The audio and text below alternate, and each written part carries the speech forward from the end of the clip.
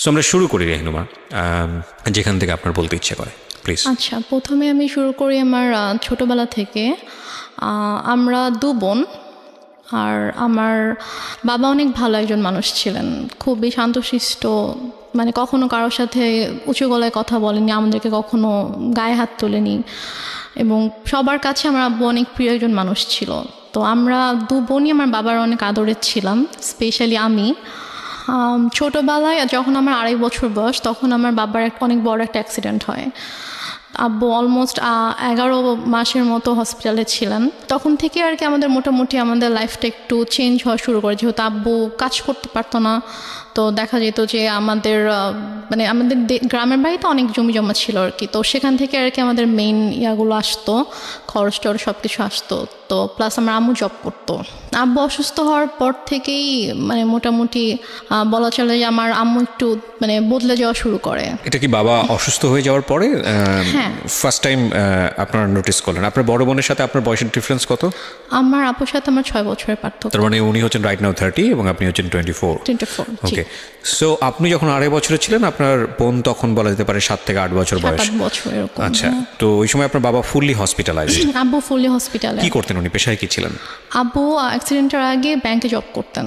আচ্ছা, তো ওই সময় মা খারাপ আচরণ করা শুরু করলো? মানে আপুই বেসিক্যালি আমাকে পেলেছে আর কি ছোটবেলা থেকে আমাকে, কারণ আম্মু বেশিরভাগ সময় হয়তো জবের কারণে বাইরে থাকতো, আব্বু সিক ছিল, সব দায়িত্ব আম্মুকে নিতে হতো। ও, মাও তখন জব করতো? হ্যাঁ, আম্মু জব করতো। তো তখন থেকে আর কি আম্মু বাসায় আসলে দেখা যেত খুব অল্পতেই রেগে যেত, তারপর অনেক খারাপ ব্যবহার করতো। তো এগুলো নিয়ে আর কি আব্বুর সাথেও আম্মুর একটু ঝামেলা শুরু হয়ে যায় যে তুমি কেন বাচ্চাদের সাথে এরকম ব্যবহার করছো, এটা তো ঠিক করছো না তুমি। তো তখন থেকে আর কি বলা যায় যে আমাদের জীবনটা বদলে যাওয়া শুরু করে। আমরা অনেক হ্যাপি একটা ফ্যামিলি ছিলাম মোটামুটি। অ্যাক্সিডেন্টটা কিসের অ্যাক্সিডেন্ট হয়েছিল? অ্যাক্সিডেন্টটা হচ্ছে আব্বু গ্রামের বাড়িতে যাচ্ছিল, আমাদের বাসা থেকে গ্রামের বাড়িতে যাচ্ছিল। তো তখন আর কি একটা ট্রাক এসে টেম্পু টাইপের যে ইয়াগুলো থাকে না, গ্রামে একটা জায়গা থেকে একটা জায়গায় যায়, ওইরকম একটা গাড়িতে আব্বু ছিল আর কি। একটা ট্রাক এসে উপরে উঠিয়ে দেয়, গাড়ির যে স্টিয়ারিংটা থাকে, স্টিয়ারিংটা একদম আব্বুর পেটে ঢুকে যায়। ঢুকে মানে খুবই ডেঞ্জারাস অ্যাক্সিডেন্ট। আব্বুর শরীরে অনেক হাড্ডি ভেঙে যায়, তারপর হচ্ছে স্টিয়ারিং ঢুকে একদম আব্বুর পুরো পেট একদম মানে চিড়ে ফেরে যে সাইডে একটুখানি ঝুলে থাকে এমন অবস্থা, পেটের ভিতরে যা কিছু ছিল সবকিছু বের হয়ে যায়। মানে খুবই মানে ডেঞ্জারাস একটা অ্যাক্সিডেন্ট। আব্বুর বাঁচারই কথা না, রাইট? এখন আলহামদুলিল্লাহ আল্লাহ হায়াত দিয়েছিল জন্য আব্বু অ্যাক্সিডেন্টের পরে 14 বছরের মতো বেঁচে ছিল। বাট মানে যে অবস্থা ছিল আব্বু হাঁটতে পারতো না। আচ্ছা, আব্বুর 11 মাস পরে যখন আব্বুকে বাসায় নিয়ে আসা হলো, তখন আব্বু হাঁটতে পারতো না, আব্বু টোটালি হচ্ছে বিছানায় ছিল। তো আম্মু তখন আর কি আব্বুকে অনেক টেক কেয়ার করেছে। আব্বুকে হচ্ছে আমরা মানে যে ওয়াকার, বেবিরা যেরকম ওয়াকারে হাঁটে, আমরা ওরকম করে আব্বুকে নতুন করে আব্বুকে বসানো শিখাইতে হয়েছে, আব্বুকে দাঁড়ানো শিখাইতে হয়েছে, দেন ওয়াকারে করে আব্বুকে হাঁটাতে হয়েছে। তো তারপর যাই হোক অনেক বছর পার হলো, 2001-এ আমার বড় বোনের বিয়ে হয়ে যায়। আচ্ছা, আপুর খুব অল্প বয়সে বিয়ে হয়, তখন 14 বছর বয়স ছিল। তো মানে অনেক ভালো ছেলে পেয়েছিল, ওই জন্য হয়তো মানে বিয়ে দিয়ে দেয় আর কি। 14 বছর বয়সে? হ্যাঁ, যখন 14 বছর বয়স। তারপর 2001-এ বিয়ে হয়, তারপর 2005-এ আপু দেশের বাইরে চলে যায় হাজব্যান্ডের সঙ্গে। আপুর হাজব্যান্ড দেশের বাইরে থাকতো। তারপর 2005-এ দেশের বাইরে চলে যাওয়ার পরে আমরা হচ্ছে তখন তো আমি একা একদম, আব্বু আম্মু আমি। এর মাঝে তো অনেক মানে কি বলবো, নিজের মা সম্পর্কে আসলে এভাবে কথাগুলো বলতেও আমার খারাপ লাগছে, তারপর বলতে হয়। 2005-এ আপু চলে যাওয়ার পর থেকে আর কি আম্মুর মানে ব্যবহারগুলো আরো বেশি খারাপ হওয়া শুরু করে আমার সাথে, আব্বুর সাথে। বাবা কি তখন জব করছে নাকি একদম? বাবা বেসিক্যালি হচ্ছে যে অ্যাক্সিডেন্টের পরে বাবা জব করতো না, কারণ বাবা হাঁটা চলাই তো অনেক বছর করতে পারেনি। তারপর কি বাবার হচ্ছে যে কিছু মানে জায়গায় হয়তো টাকা দেওয়া ছিল বিজনেসের ইয়াতে, ওখান থেকে কিছু আসতো, ওখান থেকে আসতো, প্লাস বাড়ি থেকে আসতো, ওভাবেই আর কি আমাদের সংসার চলছিল। তারপর 2006 সালে আপনারা তখন কোথায়? আপনারা কি তখন ঢাকাতে নাকি? না, আমরা তখন ঢাকাতে না, আমরা তখন আমাদের বাড়িতে। বাড়িতে গেলেন কবে?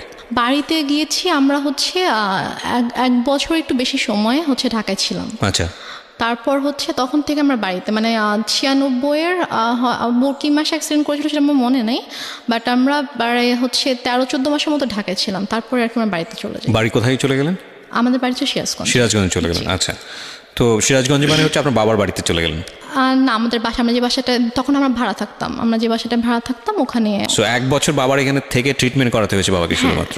তারপর আমরা সিরাজগঞ্জে চলে যাই, তো ওখানে আমাদের বাসা ছিল, ওখানে আমরা যাই, গিয়ে ওখানে থাকি আর কি। আম্মু কিছুদিন পরে হচ্ছে জয়েন করে, আম্মু আগেও জব করতো, ওই সেম জবটাতে আম্মু আর কি জয়েন করে। আচ্ছা। আর আব্বু হচ্ছে ওই টুকটাক মানে বেশি তো হাঁটাচলা করা নিষেধ ছিল, বলেছিল যে যতটা সম্ভব রেস্ট নিতে। তো আব্বু এরকম মানে জবে আর যাওয়া হয়নি, তো টুকটাক বিজনেস করতে ভাবে চলতো আর কি আমাদের। তো তারপর হচ্ছে 2006 সালে একটা ঘটনা আমি দেখি আর কি, মানে আমি ঘুমাচ্ছিলাম, তো ঘুম থেকে উঠে আমি যখন আম্মুর মানে বেডরুমের দিকে যখন আমি গেলাম, তো গিয়ে আর কি আমি খুবই আপত্তিজনক একটা আমি দেখি। সো তারপর থেকে আর কি আমার আম্মুর প্রতি আপনার বাবা কোথায় তখন? আমার আব্বু তখন বাইরে ছিল। বাইরে বলতে?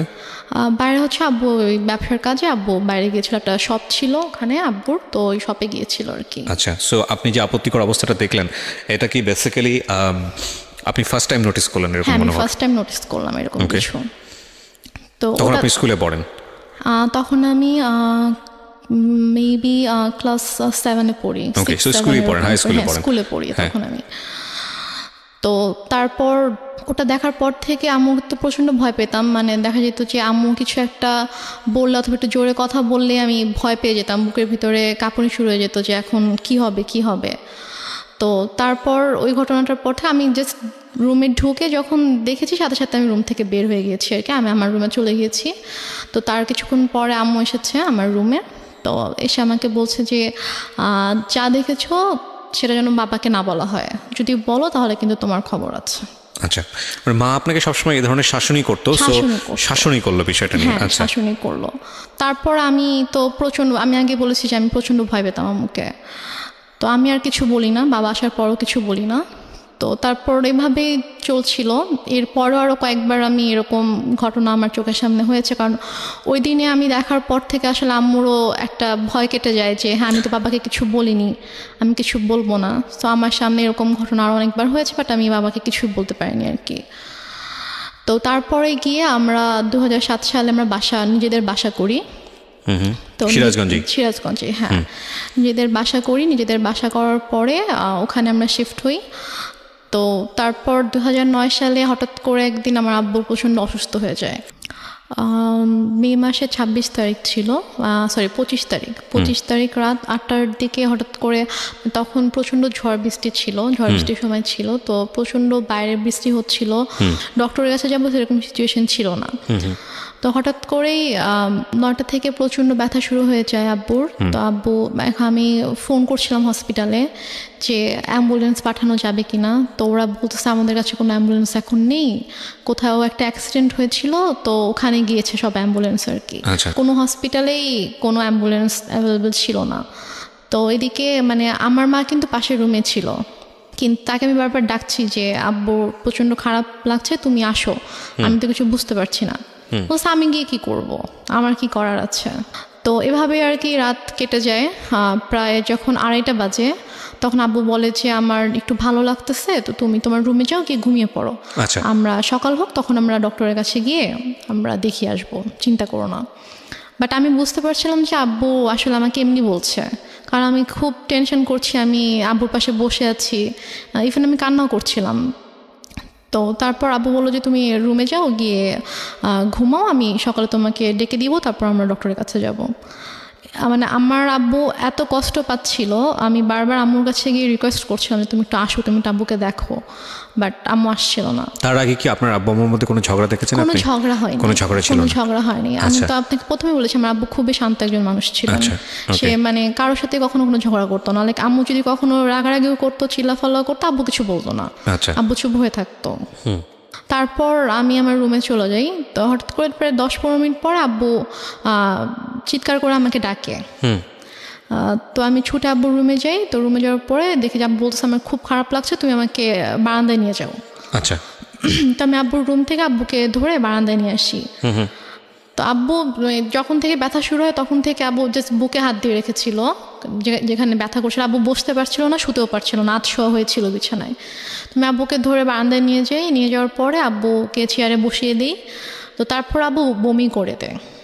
তো বমি হচ্ছিল, তো মানে তখন আমি কান্না করতে করতে আম্মুর কাছে যাই যে আম্মু আসো, আব্বু তো বমি করছে, মরে যাক আমার কি, আমি পারবো না যেতে, আমাকে ডাকবা না। এটা আপনার মা বলে? আমার মা বলে। আচ্ছা।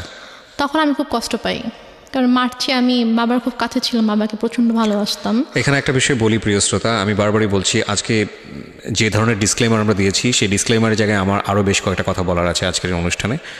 আজকেই ওর যে গল্পটা, সেই গল্পের পুরোটা জুড়েই থাকবে ওর মাকে নিয়ে বলা অনেক কষ্টজনক অনেক কথাবার্তা। আমাদের সমাজে কিংবা আমাদের পুরো পৃথিবীতে যদি বলি, মা হচ্ছেন এমন একটি ক্যারেক্টার, মা হচ্ছেন এমন একটি স্বর্গীয় গিফট সন্তানের জন্যে, যেখানে কোনো লজিকই খাটে না। মা যা মা তাই, এখানে অন্য কোনো কিছু বলার সুযোগ নেই। সুতরাং আজকের এই পার্টিকুলার বিষয়কে কেন্দ্র করে আপনি আইদার পজিটিভ আইদার নেগেটিভ কোনো কিছুই ভাববেন না মার এই বিষয়টাকে নিয়ে। আমি বারবার আপনাদেরকে সতর্ক করছি। আপনারা বরং ভাবুন এটা, যে একটা মেয়ে পরিবারে এই ধরনের পরিবেশের মধ্যে বড় হয়ে সে আজকে কোথায় দাঁড়িয়ে আছে, কীভাবে ফাইট করছে। কারণ এই পার্টিকুলার একটা মাকে দিয়ে সমাজের অন্য সকল মাকে চিন্তা করার কোনো সুযোগ নেই। চিন্তা করতে গেলে আপনার এই গল্পটাকে ফেক মনে হবে, এক। আর দুই নম্বর যেটা, সেটা হচ্ছে আপনি চিন্তা করতে গেলে ভয়ানক রকমের কষ্ট পাবেন। তবে হ্যাঁ, আমি ডেফিনেটলি শিওর যে আজকের এই গল্প শুনে অনেকেই হয়তো বা তার নিজের জীবনের গল্পটা খুঁজে পাবেন। কারণ এই ধরনের বিষয়গুলো মিডিয়াতে এত বড় হাইলাইট করা, এত বড় স্পেস দিয়ে মানুষকে সচেতন করা, মানুষকে ইন্সপায়ার করা, এটা আসলে রেডিওতেই ফার্স্ট হয়েছে। সো সেই জায়গা থেকে আমাদের জন্য এটা অনেক বড় একটা চ্যালেঞ্জ। আমি বারবার ইন্টারাপ্ট করছি আপনাদেরকে এই একটা জিনিস বোঝানোর জন্যে, গল্পের ক্যারেক্টারের কোনো পার্টিকুলার বিষয় যেটা আপনার মধ্যে নেগেটিভ কনসিকুয়েন্স তৈরি করে ওটাকে ফোকাস না করে বরং এই মেয়েটার স্ট্রাগলটাকে ফোকাস করবেন প্লিজ। ওকে, হ্যাঁ। তারপর আমি মাকে ডাকতে চাইনি। তো তারপর আব্বু পরপর 3 বার বমি করেছে। তো বমি করার পরে তারপর আব্বুকে নিয়ে আবার রুমে নিয়ে গিয়ে বিছানায় শুয়ে দিলাম। তারপর আব্বু আমাকে মানে হাত জোড় করে মানে আমাকে বলছে যে আমাকে মাফ করে দিও। আমি বলছি তুমি এভাবে কেন কথা বলছো? বলছে যে আমি তোমার জন্য কিছুই করতে পারলাম না।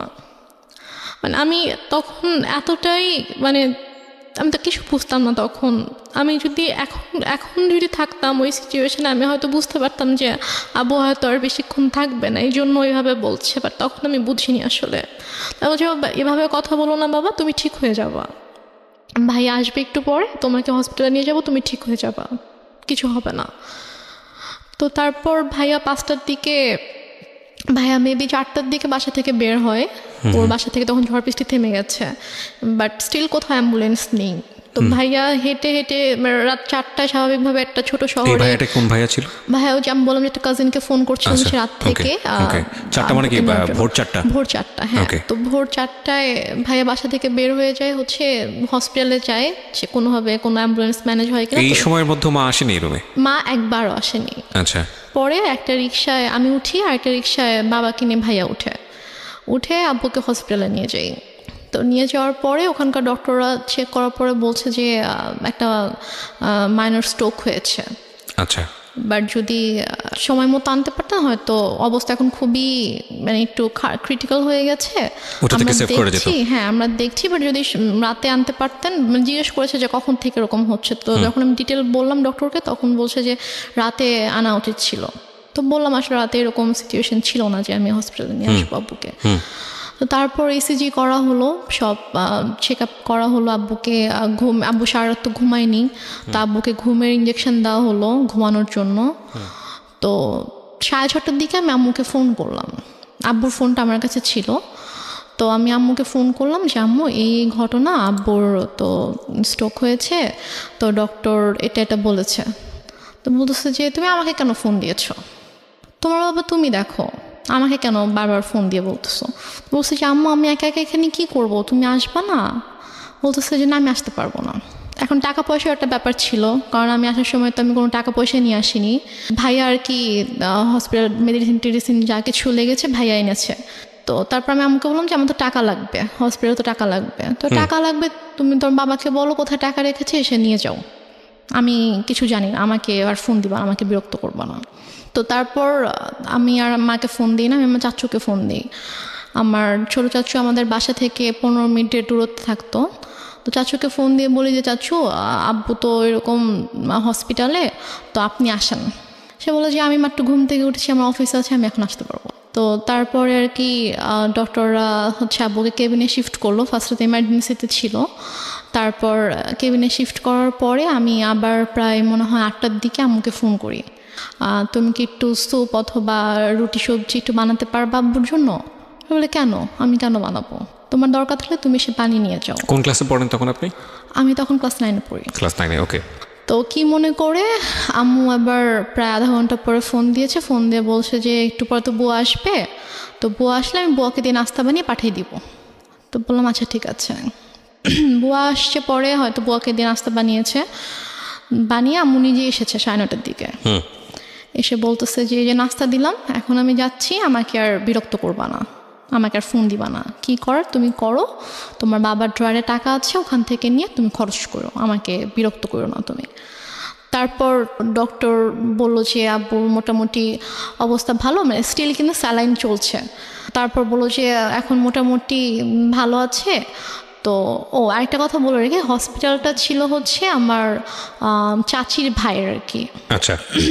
তো ওই আঙ্কেল এসে বললো যে সেই হিসেবে আব্বুর আর কি একটু এক্সট্রা কেয়ার হচ্ছিল। তো তারপর 8টার দিকে ডক্টর এসে বললো যে এখন মোটামুটি ঠিক আছে, কোনো রিস্ক নেই। তো উনি ঘুমানোর তো ইঞ্জেকশন দেওয়া হয়েছিল, তো উনি ঘুমালে উনি বেটার ফিল করবে, আপনারা ওনাকে বেশি বিরক্ত করেন না, এটা বলছে আর কি। তো বলার পরে তো আম্মু বললো যে ঠিক আছে, আমি তো সারাদিন ছিলাম, আমি এখন চলে যাই, তুমি থাকো। আমার সাথে আমার একটা ভাগিনা ছিল, মানে ও আর আমি সেম এজেরই ছিলাম। তো আমি আর ও হসপিটালে ছিলাম। তো আম্মু চলে গেল, যাওয়ার পরে আমাকে আম্মু বাসায় চলে যাওয়ার, হসপিটাল থেকে আমাদের বাসার দূরত্ব ছিল 5-6 মিনিট, রিক্সায় করে 5-6 মিনিট দূরত্ব ছিল। তো তারপর আম্মু বাসায় গিয়ে আমাকে ফোন দিয়েছে, ফোন দিয়ে বলছে তুমি বাসায় আসো, তুমি আমার যে ইয়াটা ছিল, নাম ছিল মধু, বলছে তুমি আর মধু বাসায় আসো। তো আমি বলছি বাসায় কেন যাবো, আব্বু তো একা থাকবে। তো বলছে যে সমস্যা নেই, তুমি আসো, তোমার বড় খালামণি যাচ্ছে। আচ্ছা। তো আমি বললাম যে বড় খালামণি কেন আসবে, বড় খালামণিকে দেখলে তো আব্বু রেগে যাবে। মানে আমার বড় খালামণির সাথে আব্বুর একটু সমস্যা ছিল। আচ্ছা। সমস্যা ছিল বলতে যে মানে বড় খালামণির মানে বিহেভিয়ারের জন্য আব্বু বড় খালামণিকে পছন্দ করতো, এটা অ্যাভয়েড করতো আর কি। আচ্ছা। তো বলো যে আব্বু যদি রেগে যায় তখন আব্বুর জন্য তো এটা মানে খারাপ হতে পারে। লাইক যে যাকে পছন্দ করে না, ঘুম থেকে অসুস্থ অবস্থায় যদি উঠে তাকে দেখে, তখন তো স্বাভাবিকভাবে তার খারাপ লাগবে। যে মানুষ তো চায় যে অসুস্থ থাকুক, তার প্রিয় মানুষগুলো তার পাশে থাকুক। জি। তো তারপর আমি বলি যে না, আমি আসবো না। তারপর আমাকে আম্মু মানে অনেক ফোর্স করে যে তুমি এখনই আসবা, এবং তোমার চিন্তা করার কিছু নেই, তোমার বড় খালামণি আব্বুকে টেক কেয়ার করবে, তারপর তুমি বাসায় থাকবা, আমি আবার ফ্রেশ হয়ে আমি যাব হসপিটালে। আমি এর মধ্যে বড় খালামণি চলে আসে। বড় খালামণির সাথে ছিল আমাদের একটা মামা, আম্মুর কাজিন ছিল। ওনারা আসার পরে আমি বাবা ঘুমাচ্ছিল, তো আমি গিয়ে বাবার কাছে গেলাম। তো গিয়ে বাবার মাথায় হাত রেখে আমি বললাম, বাবা তুমি কি ঘুমাচ্ছ? আব্বু একটু করে চোখ খুলেছে। তো খুলে বলছে, মানে ইশারা করে বলছে যে না, ঘুমাচ্ছি না। আম্মু তো আমাকে বাসায় ডেকেছে, আমি বাসায় যাচ্ছি, আমি গিয়ে চলে আসবো, বেশিক্ষণ থাকবো না, মা চলে আসবে, তুমি থাকো, আমি আসছি। তো আব্বু জাস্ট চোখ দিয়ে ইশারা করলো যে ওকে। তো দেন আব্বু একটু সাইডে ফিরে যখন ওদেরকে দেখেছে, তখন আর কি আব্বুর মানে এক্সপ্রেশনটা চেঞ্জ হয়ে গিয়েছে আর কি। তো যাই হোক, আমি তো চলে আসলাম বাসায়। এর মধ্যে আমি বাসায় আসার প্রায় 15-20 মিনিট পরে আমার খালা হচ্ছে আম্মুকে ফোন দেয়। ফোন দিয়ে বলে যে ভাইয়ের অবস্থা ভালো না, তুই তাড়াতাড়ি আয়। তা আমি শুনে বলতেছি যে আমি তো মাত্র দেখে আসলাম যে আব্বু চুপচাপ শুয়েছিল, আর ডক্টরও বলে গিয়েছে যে এখন ঠিক আছে, তো হঠাৎ করে কেন অসুস্থ হয়ে গেল? বলছে তো আমি জানি না, ঠিক আছে আমি গিয়ে দেখছি। তা আমি বললাম যে আমিও যাব, তোকে যেতে হবে না, তুই ফ্রেশ হয়ে খেয়ে দে তারপর আয়। ওকে।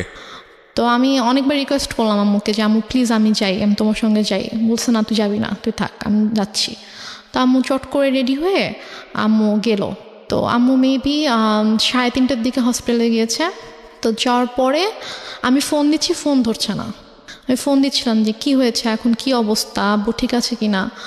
তো যাই হোক, আমি মাত্র খেতে বসেছিলাম আর কি। তো খেতে বসার সাথে সাথে আম্মু আমাকে ফোন দিয়েছে, ফোন দিয়ে বলছে যে ড্রয়ারে টাকা আছে, সবগুলো টাকা নিয়েই হসপিটালে আয়।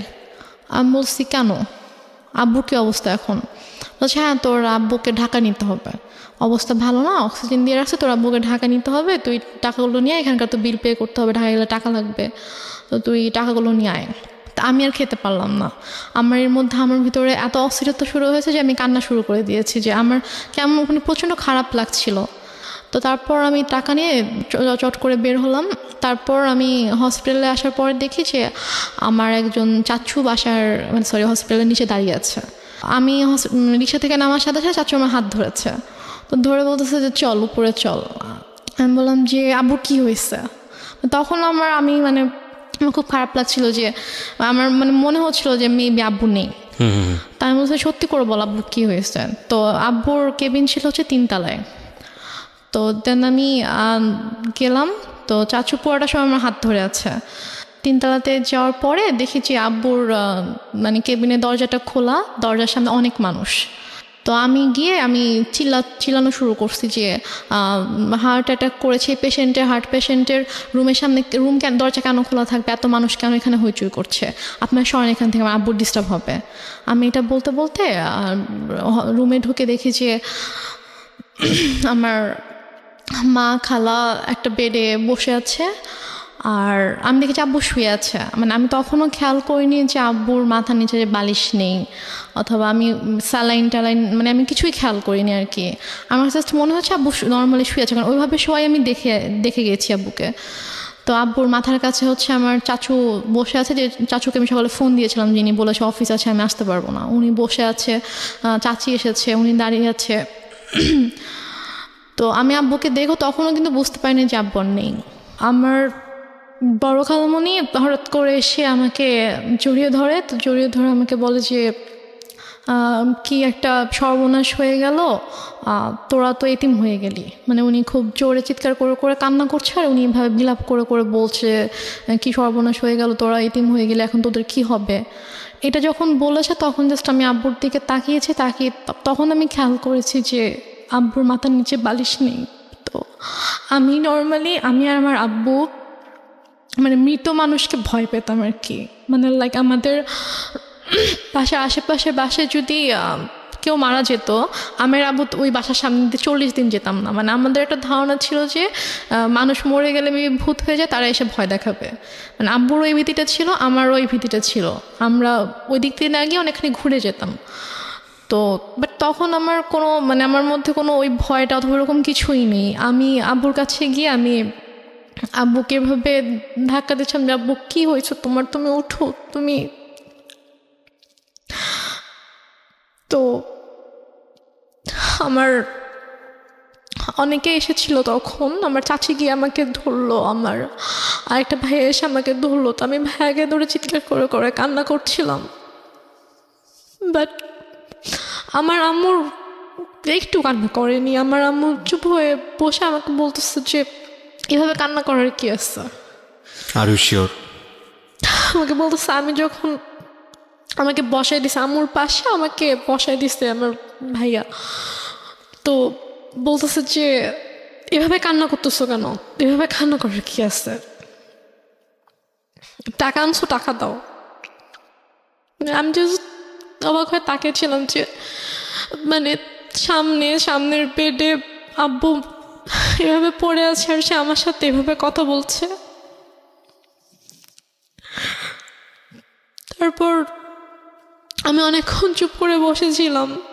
তারপর আমার সাথে ব্যাগ ছিল, নিজেই আম্মু ব্যাগটা নিল, নিয়ে যে ভাইয়াটা সকালে আব্বুকে হসপিটালে নিয়ে আসছে ওকে বললো যে যা গিয়ে বিল পে করে হসপিটালে ঝামেলা শেষ করে একটা অ্যাম্বুলেন্স ঠিক কর, নিয়ে যেতে হবে। তো এর মাঝে আমার আপু ফোন করছে, আপু ঘুমায় ছিল, তো ঘুম থেকে উঠতে পরে ভাইয়া যখন বলছে যে আব্বু অসুস্থ হসপিটালে, তুমি আমাকে ফোন করো। আমার পাশে বসে ফোন ধরে বলতেছে যে তোমার আব্বুকে ঢাকায় নিয়ে যাচ্ছি আমরা। না, সেটা হয়তো আপনি ইজিলি ব্যাক করতে পারেন, সেই জন্যই সে বলেছে, পরে হয়তো সময় নিয়ে বলবে। আমি বলি এটা কেন বলেছে আমি শুনলে বুঝতে পারবেন। তো তারপর হসপিটালে আমিও গেলাম ভাইয়ার সাথে ফর্মালিটিস করতে। তো ও টাকা পে করার পরে তো ওদের আব্বুর যেটা ফাইল ছিল, লাইক হচ্ছে সকাল থেকে হচ্ছে যে টেস্টগুলো হয়েছে, প্রেসক্রিপশনস, এগুলোর একটা ফাইল থাকে। তো প্লাস হচ্ছে দুপুরে হচ্ছে ডক্টর রেফার করে দিয়েছিল ঢাকায় যে হসপিটালের ডক্টরের কাছে, মানে সব পেপারসের যে একটা ফাইল ছিল। তো হসপিটাল থেকে নর্মালি বিল পে করার পর ওই ফাইলটা তো দিবে। তো ভাইয়া যখন জিজ্ঞেস করেছে যে ফাইল কোথায়, তখন বলছে যে ফাইল তো এসে নিয়ে গিয়েছে। বলছে যে ফাইল কে নিয়ে গেছে, আমরা তো কেউ ফাইল নিইনি। তো বলেছে যে ডক্টর যখন রুমে গিয়েছে, অক্সিজেন যখন দেওয়া হয়েছে পেশেন্টকে, তখন আপনাদের একজন রিলেটিভ এসেছিল, এসে বলেছে যে অমুক কেবিনের অমুকের ফাইলটা ডক্টর চেয়েছে, আমরা তো দিয়ে দিয়েছি। তো উপরে গিয়ে ভাইয়া সবাইকে জিজ্ঞেস করলো ওখানে যারা যারা ছিল, তো সবাই বলতেছে যে না আমি তো নিইনি। তো ফাইলটা যাই হোক পাওয়া গেল না। তারপর অ্যাম্বুলেন্সে করে আব্বুকে আমাদের বাসায় নিয়ে আসা হলো। তো বাসায় নিয়ে আসার সাথে সাথে দেখি যে আম্মু ওদিকে ফোন টোন দিয়ে সব অ্যারেঞ্জমেন্ট করে ফেলেছে যে মানে যত তাড়াতাড়ি পসিবল মাটি দিতে হবে। বাট আপু যখন দেশের বাইরে চলে যায়, তখন আপু এভাবে বলে যায় যে মানে যদি কখনো মানে আব্বু হোক আম্মু হোক কেউ যদি মারা যায়, তাকে রেখে দিবা আমি না আসা পর্যন্ত, আমি আসবো দেখবো তারপর মাটি হবে। আপু এটা বলে গিয়েছিল। তো আপুর শ্বশুর বাড়িতে যখন জানানো হয় যে আব্বু মারা গেছে, তখন বলে যে ঠিক আছে আমরা আসছি, আপনারা ওখানে সব কিছু ঠিকঠাক করেন, ওনাকে গোসল করেন, তারপর আমরা ঢাকায় নিয়ে এসে ওনাকে মানে আপু শ্বশুর বাড়িতেও এটা জানতো, কারণ আপু শ্বশুর বাড়িতেও সেম কথাটাই বলেছে যে শ্বশুর শাশুড়ি ছিল। তো ওদের বলেছে যে মানে যারই কিছু হোক না কেন আমাদেরকে ছাড়া কিন্তু আপনারা মাটি দিবেন না, আমরা দেখবো। তো ওইভাবে আপুর শ্বশুরও ফোন দিয়ে বলে যে ঠিক আছে ভাইজানকে নিয়ে আসতে হবে ঢাকায়, নিয়ে এসে আমি ব্যবস্থা করছি। এখানে বারডেমে সম্ভবত ছিল, হিমাগার আছে, তো ওখানে বলো যে ওখানে রাখবো, আমি সব ব্যবস্থা করে আমি আসছি। বলছে না আপনাদের আসতে হবে না, যত তাড়াতাড়ি পসিবল মাটি দিয়ে দিব, নইলে মিন্টু বৃষ্টি আত্মা হচ্ছে কষ্ট পাবে, বেশিক্ষণ রাখা যাবে না। তো বলতেছে যে না, মানে আপুর কথা বলছে যে বৌমা তো বলে গেছে, তা আমাকেও বলে গেছে, তো আমি তো এটা পারবো না, আমি বৌমাকে কি জবাব দিব আপনি যদি মাটি দিয়ে দেন। সে বলতেছে না আপনাদেরও কষ্ট করে, এখন সন্ধ্যা হয়ে গেছে, আপনাদেরও এখন কষ্ট করে আসতে হবে না, আর আপনারা আসলে আসেন, বাট আপনারা আসার আগে আগে মাটি দিয়ে দিব। মানে আম্মু পুরো ক্রেজি হয়ে গিয়েছে মাটি দেওয়ার জন্য। তো আমার চাচুরা ফোন দিয়ে বলতেছে যে আমার আরেকটা চাচা গ্রামের বাড়িতে থাকে, তো আমার চাচা ফোন দিয়ে বলতেছে যে তুমি এখানে নিয়ে আসো, আমাদের পারিবারিক কবরস্থানে মাটি হবে। সে বলতেছে না আমি ওখানে নিব না, ওর এখানেই মাটি হবে। তো এগুলো নিয়ে আম্মু খুবই মানে রীতিমতো ঝগড়া করতেছে অনেক। আম্মু কিন্তু স্টিল মানে এক ফোঁটাও কান্না করেনি, একটুও কান্না করেনি। তো সে আমার চাচার সাথে ফোনে ঝগড়া করতেছে যে না আমি এখানে মাটি দিব, আপনাদের যদি দেখতে ইচ্ছা করে আপনারা এখানে আসেন, এসে দেখে যান। কোনোভাবে রাজি করাতে পারতেছে না যে না পারিবারিক কবরস্থানে তার মাটিটা হবে। ওইদিকে আপু বারবার ফোন করে বলতেছে যে তুমি একটু আব্বুর সাথে কথা বলায় দাও। তো বলছে এখন তো কথা বলতে পারবে না, এখন তো হচ্ছে যে কি অক্সিজেন দিয়ে রাখছে এটা সেটা এগুলো বলতেছে। বলছে যে ও আব্বুকে বলছে যে আমি এখন অ্যাম্বুলেন্সে। তো বলছে ঠিক আছে আব্বু কথা বলতে না পারলেও সমস্যা নেই, তুমি আব্বুর কানের কাছে ফোনটা নাও, আমি আব্বুর সাথে কথা বললে আব্বু বেটার ফিল করবে, আব্বুর ভালো লাগবে আমার ভয়েস শুনলে। সে বলতেছে না এখন না, আমি হসপিটালে যাই, তোমার সাথে কথা বলে দিব। তো এভাবে ওদিকে আপুকে এভাবে হ্যান্ডেল করতেছে, তারপর হচ্ছে আমার চাচার সাথে ঝগড়া করতেছে এবং মাটি দেওয়ার জন্য খুবই পাগল হয়ে গেছে। মানে আপনার কথা অনুযায়ী যদি আপনি সবকিছু মেনে নেই, তাহলে বলতে হবে যে সে এককভাবে সিদ্ধান্ত নিচ্ছে, একটা স্বেচ্ছাচারী আচরণ যেটাকে বলে, সে কারো কথাই শুনছে না। লাইক একজন মহিলার যে হাজবেন্ড মারা গেলে তার যেরকম বিহেভিয়ার থাকা উচিত ওরকম কিছু ছিল না। ওকে, অনেক বেশি ডেসপারেট ছিল to establish her decision. Yeah exactly. Okay, তো তারপর সবাই বুঝায় যে এরকম করার কিছু নেই, আপনি একটু শান্ত হন, যেহেতু তার বাবা মা ভাই সবার কবর ওখানে, সো ওনার ভাইরাও চাচ্ছে, ওনাদের কথাটা আপনাকে মানতে হবে। তো সবাই বোঝানোর পরে গিয়ে উনি আর কি বলে আচ্ছা ঠিক আছে। দেন আব্বুকে গোসল করানো হয়, করানোর পরে রাত 8টা 8টার দিকে সম্ভবত অথবা 8টার পরে আব্বুকে একটা ট্রাক নিয়ে আসা হয়। মানে আমাদের বাসা থেকে আমার দাদুর যে গ্রাম ওটা 1 ঘন্টার দূরত্ব ছিল আর কি। জি। তো ওখানে তারপর আমরা যাওয়ার জন্য মাইক্রো ট্রাক্টর সব কিছু অ্যারেঞ্জ করা হয়। তো আমি বলি যে আমি যাব, বলেন তোমাকে যেতে হবে না, আমাকে বাসায় রাখে। আর বাসায় আমার ছোটো খালামণি ছিল, আরও কে ছিল, তো ওদের কাছে আমাকে রেখে যায়। রেখে আম্মু চলে যায় ওদের সাথে গ্রামের বাড়িতে মাটি দেওয়ার জন্য। আচ্ছা। মাটি দিয়ে রাতের 12:30 পৌনে 1টার দিকে চলে আসে, সবাই আবার ব্যাক করে আর কি। স্টিল আপুর সাথে সে কথা বলতেছে যে বাবা বেঁচে আছে, বাবা হসপিটালে। আপু বারবার ফোন দিয়ে বলছে যে কথা বলায় দাও, সে মানে বলাচ্ছেন আর কি। তো দেন মেবি 12:30 পৌনে 1টার দিকে আসলো বাসায়। তো আসার পরে তখন গিয়ে আপু শাশুড়িকে বলেছে যে আপনাদের আসতে হবে না, আমি যেহেতু মাটি দিয়ে দিয়েছি তাড়াতাড়ি, তো আপনারা সকালে আসেন, রিল্যাক্সে সকালে আসেন, এখন আসতে হবে না। তো তারপর ওরাও আসলো না। তো তারপর আপুকে আমাদের সময় সকাল 5:30টার দিকে আপুকে ফোন দিয়েছে, ভাইয়াকে ফোন দিয়ে তো আপু কলেজে ছিল, ভাইয়াকেও কিন্তু জানায়নি। তো 5:30টার দিকে ভাইয়াকে ফোন দিয়ে বলছে যে তোমার আব্বা তো মারা গেছে। তো বলছে যে মানে কি, আপনি তো একটু আগেও বলছেন, মানে রাতের বেলাও যখন কথা হয়েছে তখনও তো আপনি বলছেন যে আব্বা ঢাকায় হসপিটালে, এখন মারা গেছে, মানে আপনি কি বলতেছেন এগুলা? ভাইয়া বিশ্বাস করতে পারতেছে না। তো বলতেছে যে হ্যাঁ এরকম মারা গেছে, মাটি দিয়ে আসছি, ডিটেল বললো আর কি। তো তাহলে আপনি কেন বিকেল থেকে বলছেন যে আপনি আব্বুকে ঢাকায় নিয়ে আসতেছেন, এগুলো কেন বলছেন, মিথ্যা কথা কেন বলছেন? পরে বলে যে তারপর বলছে যে আপনাদেরকে তো বলা হয়েছে যে কেউ মারা গেলে রাখতে, আমরা দেখবো তারপর মাটি হবে, তো আপনি কেন মাটি দিয়ে দিলেন? ভাই আম্মুর সাথে এভাবে কথা বলতেছিল। তো বলতেছে যে আমার ইচ্ছা হয়েছে আমি দিচ্ছি। এটা আপনার মা বলছে?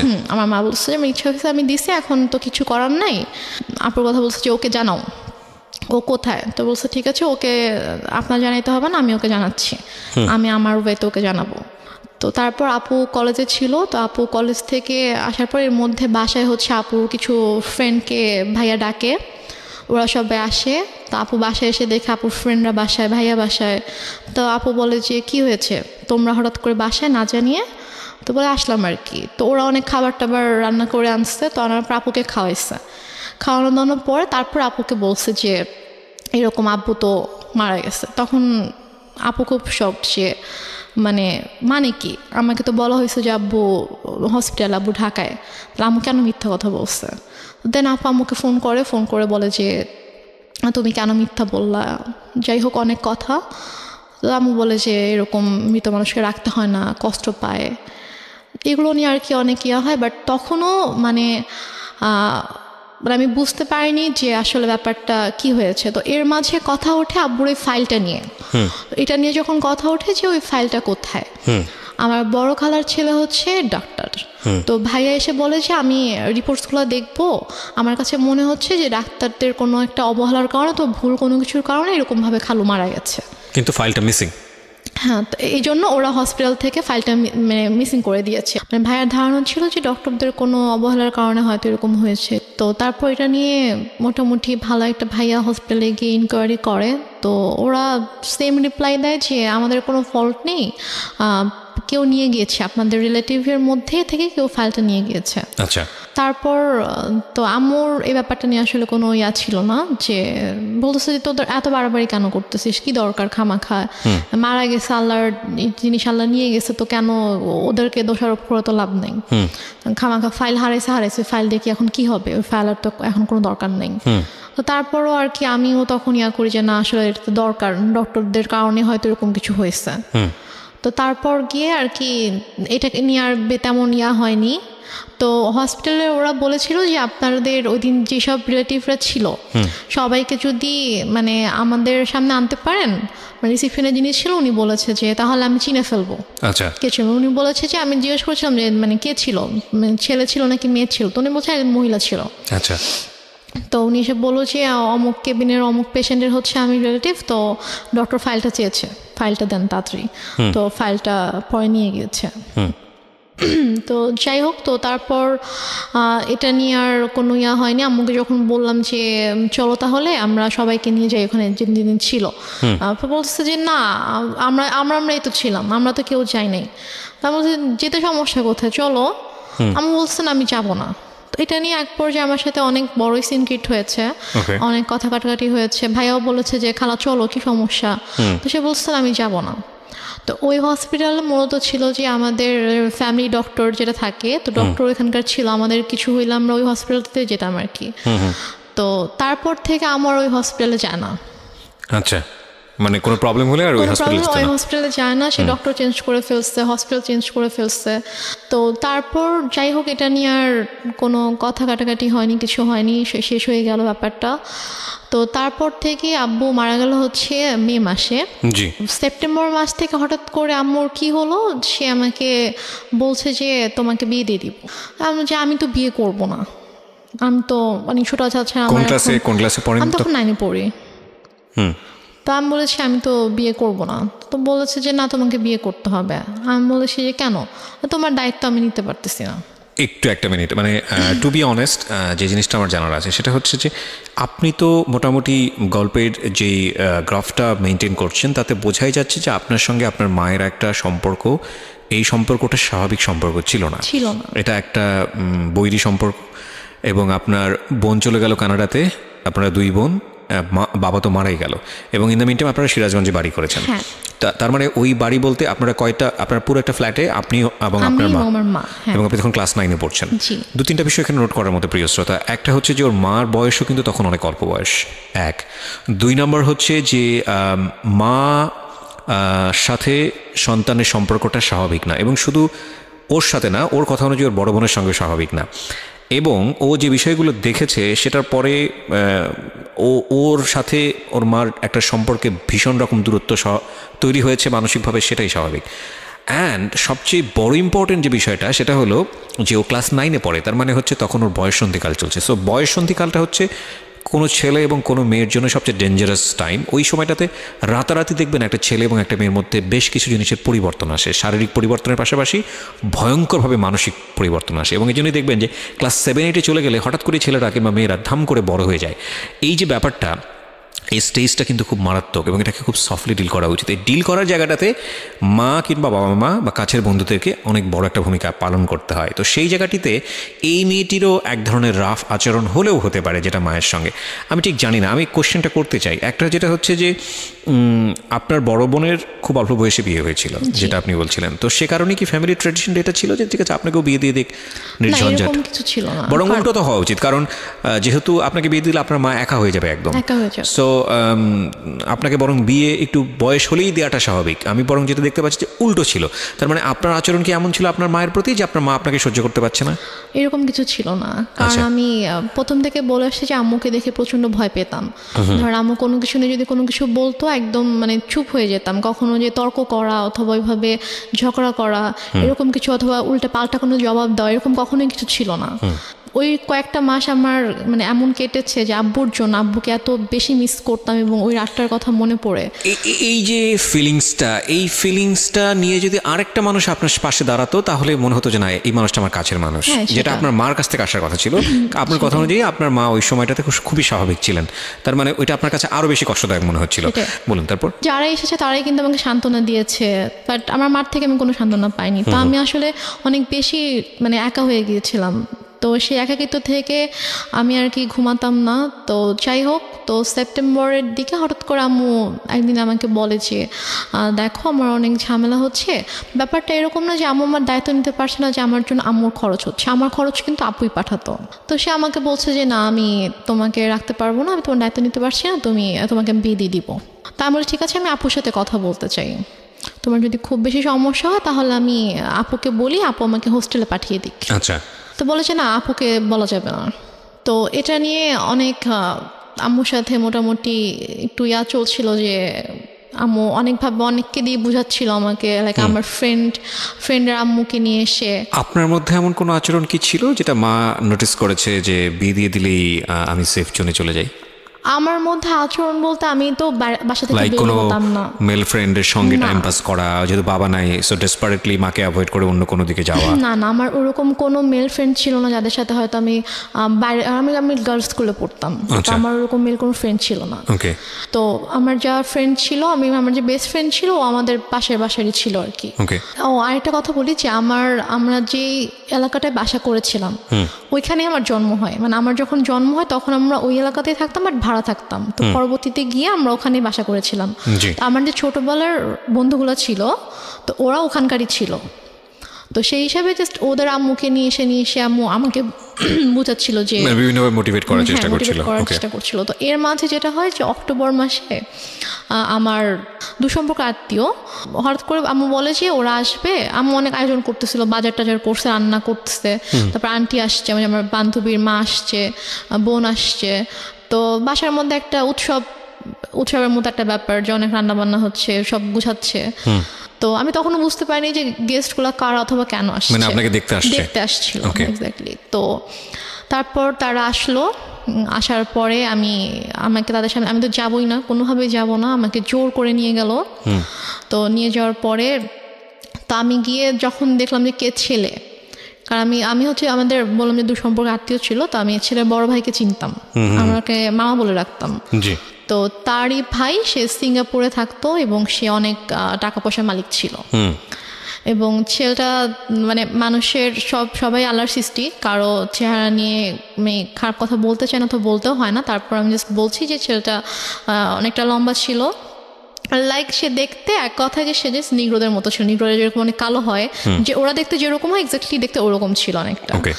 তা আমি জাস্ট গেলাম, যাওয়ার পরে আমি যখন দেখলাম, তো দেখে আমি সাথে সাথে তা আমি রুম থেকে চলে আসছি। ওকে।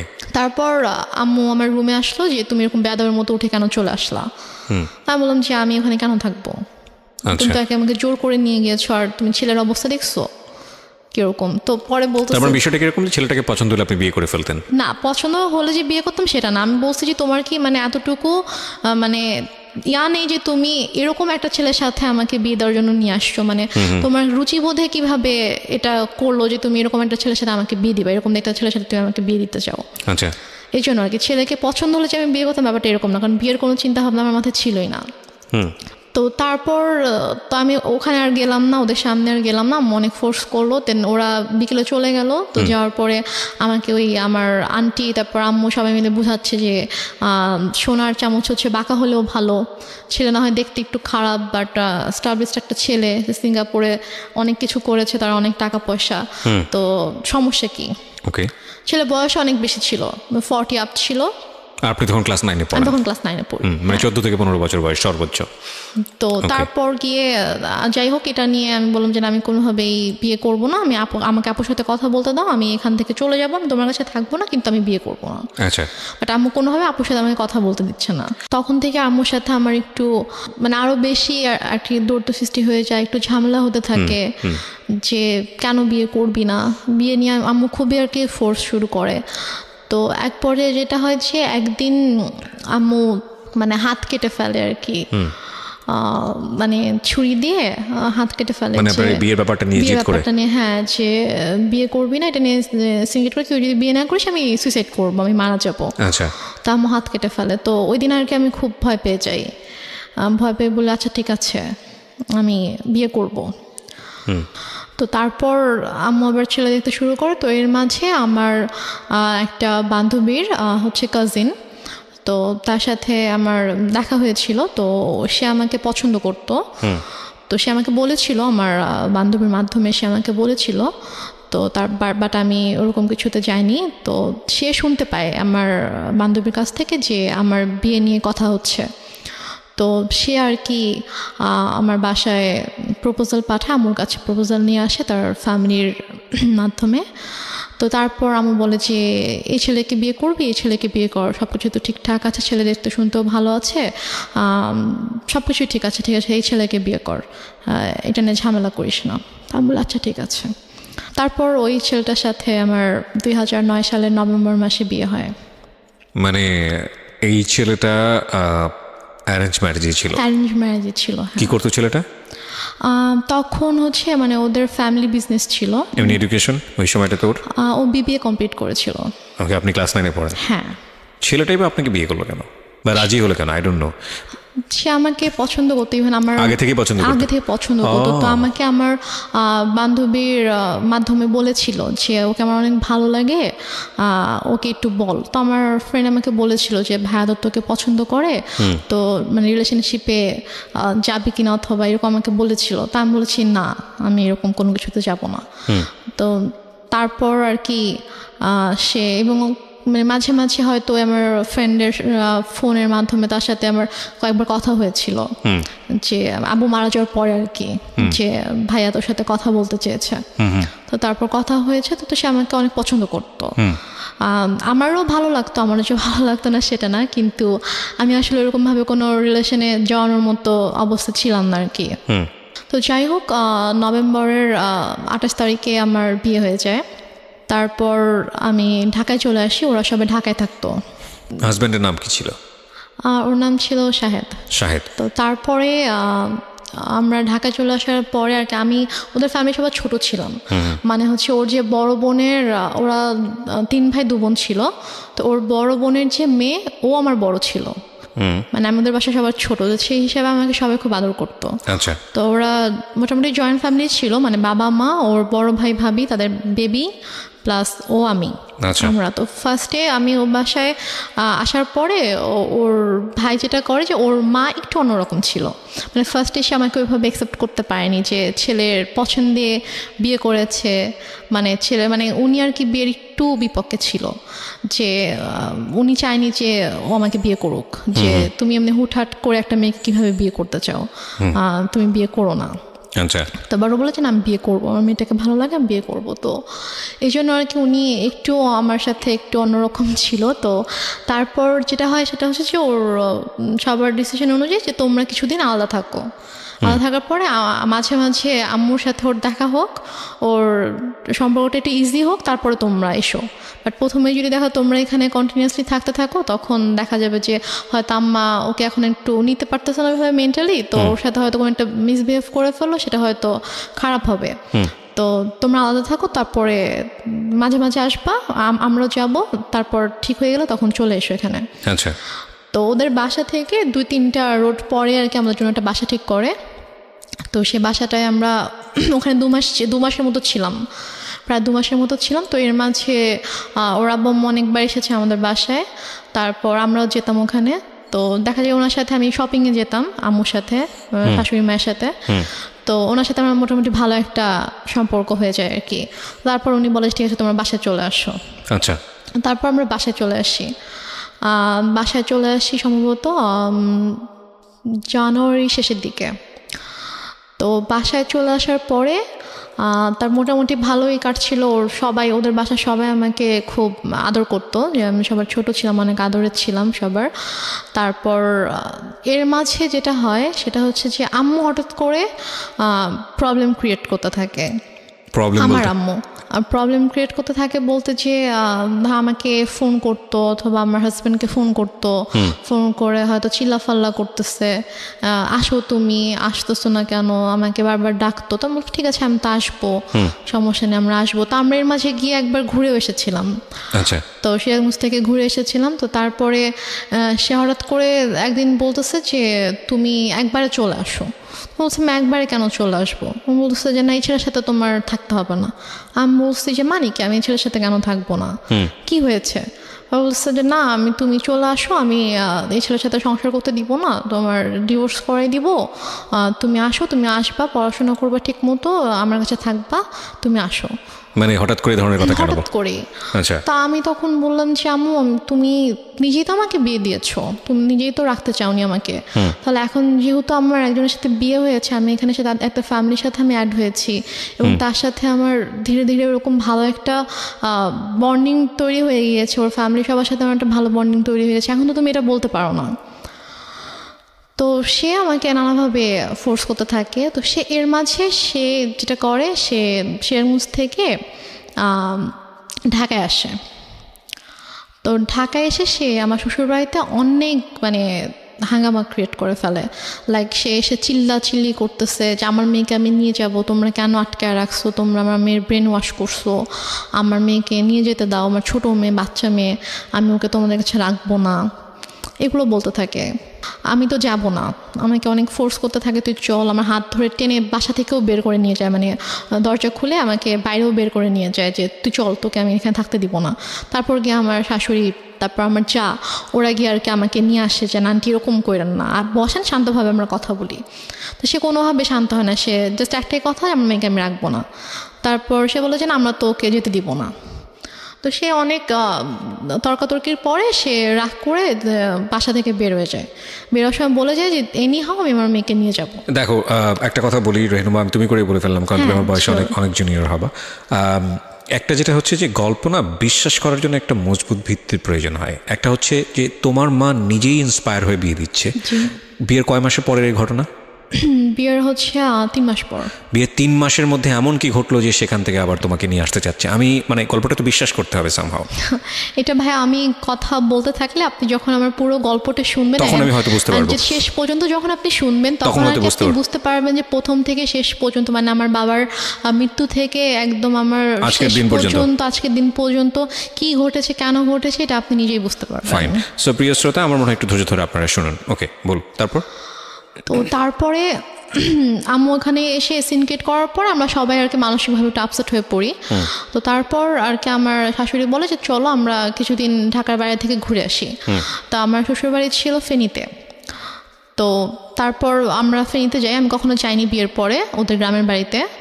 তো তারপর আমাকে ফেনীতে নিয়ে যায়, আমি আমার হাজব্যান্ড শ্বশুর শাশুড়ি আমরা সবাই যাই।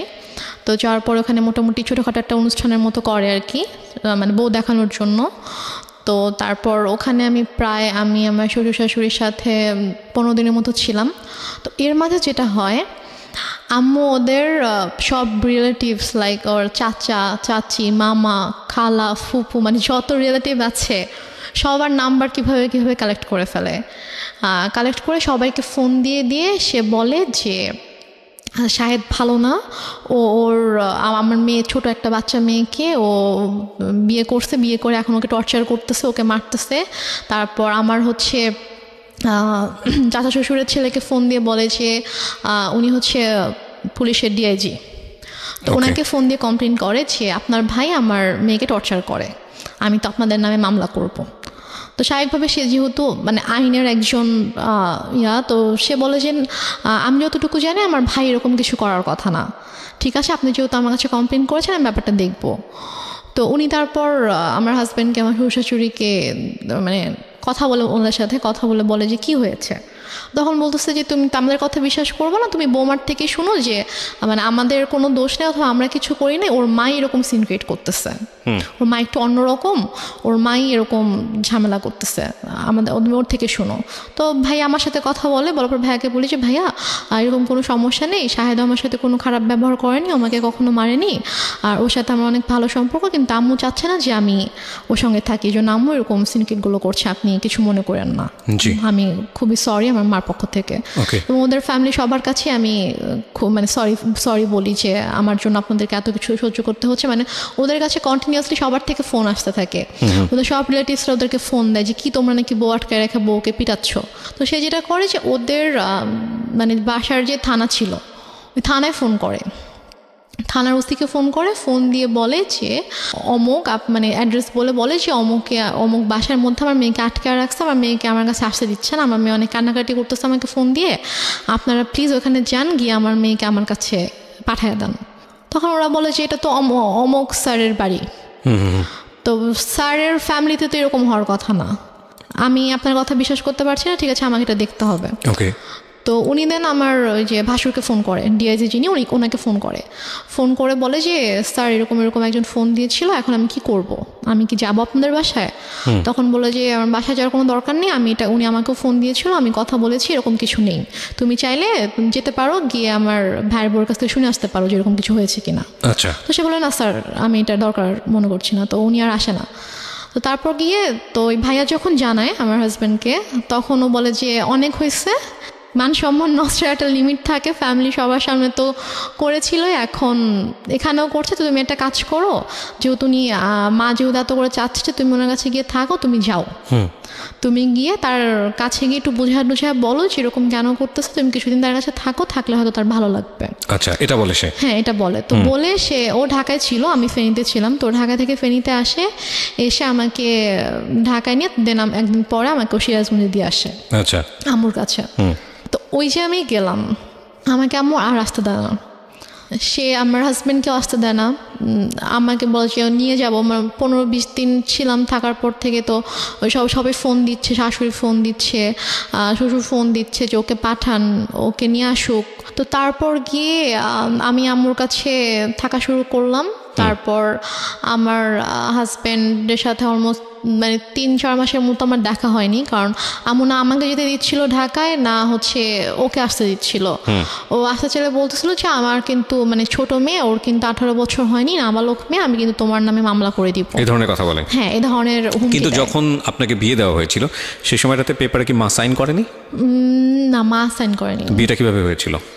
বিয়েটা হয়েছিল বাসায় কাজী এসেছিল, তো কাজী বিয়ে পড়িয়েছিল, সাইনও নিয়েছিল, কাবির নামে সাইনও নিয়েছিল। তারপর ওখানে 4 জন সাক্ষীও ছিল, কিন্তু মার সাইন ছিল কিনা অথবা করেছিল কিনা সেটা আমার ঠিক মনে নেই। তো মনে হয় না মা সাইন করেছিল, কারণ পরে যখন আমি যখন পেপারস দেখেছিলাম তখন দেখেছি ওখানে জাস্ট সাক্ষীদের সাইন ছিল, আমার আর আমার হাজবেন্ডের সাইন ছিল।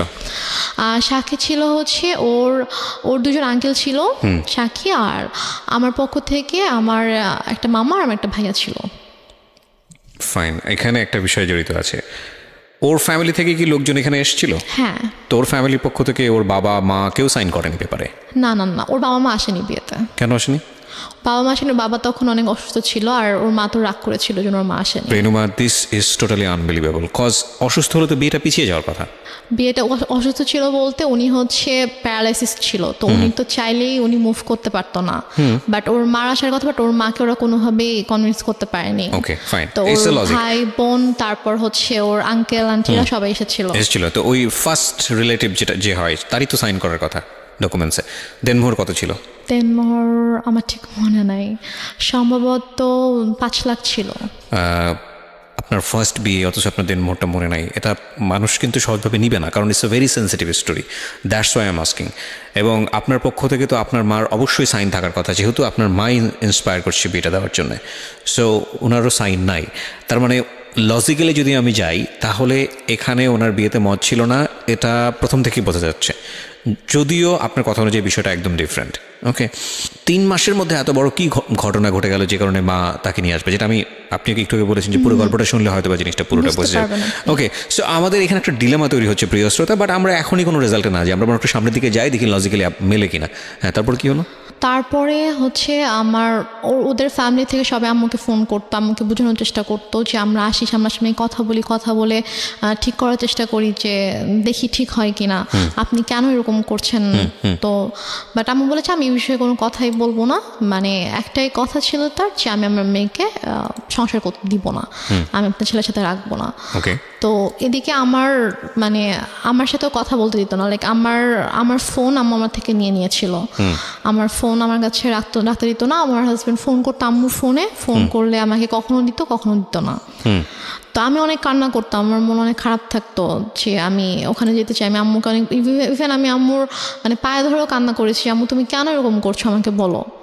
সে আমাকে কোনো কারণও বলতো না যে কেন সেরকম করছে। আমি বলছি আম্মু তুমি তো আমাকে বিয়ে দিয়েছো, এখন যখন আমি একটা জায়গায় গিয়েছি, আমার বিয়ে হয়েছে, আমি আমার হাজব্যান্ডকে অনেক ভালোবাসি, আমি ওর ফ্যামিলির সাথে অনেক ভালোভাবে মিশে গিয়েছি, তো এখন কেন তুমি সবাইকে এরকম কষ্ট দিচ্ছ, আমাকে কেন তুমি কষ্ট দিচ্ছ আম্মু। যাই হোক, তারপরে গিয়ে আম্মু যেটা করলো যে ওদের সাথে অনেক কথাবার্তা যখন হলো, ও অনেক বার রিকোয়েস্ট করলো, তো বলো ঠিক আছে তুমি সিরাজগঞ্জে আসো, এসে ওর সঙ্গে দেখা করে যাও। তো দেন আমার হাজব্যান্ড অলমোস্ট 4 মাস পরে আমাদের বাসায় আসে, সিরাজগঞ্জে আসে। তো সে আমার সঙ্গে দেখা করে, তো তখন আম্মুর সাথে কথা বলে। ও আর আমি দুজনই আম্মুর কাছে গিয়ে আম্মুর পায়ের কাছে বসে আম্মুকে বলি যে ও বলে যে আম্মু আপনি কেন এরকম করতেছেন, বলেন আপনি আমি কি কোনো দোষ করেছি অথবা আমার কোনো ভুল হয়েছে যে আপনি কেন ওকে আমার থেকে দূরে রাখতেছেন, আপনি কেন এরকম করতেছেন।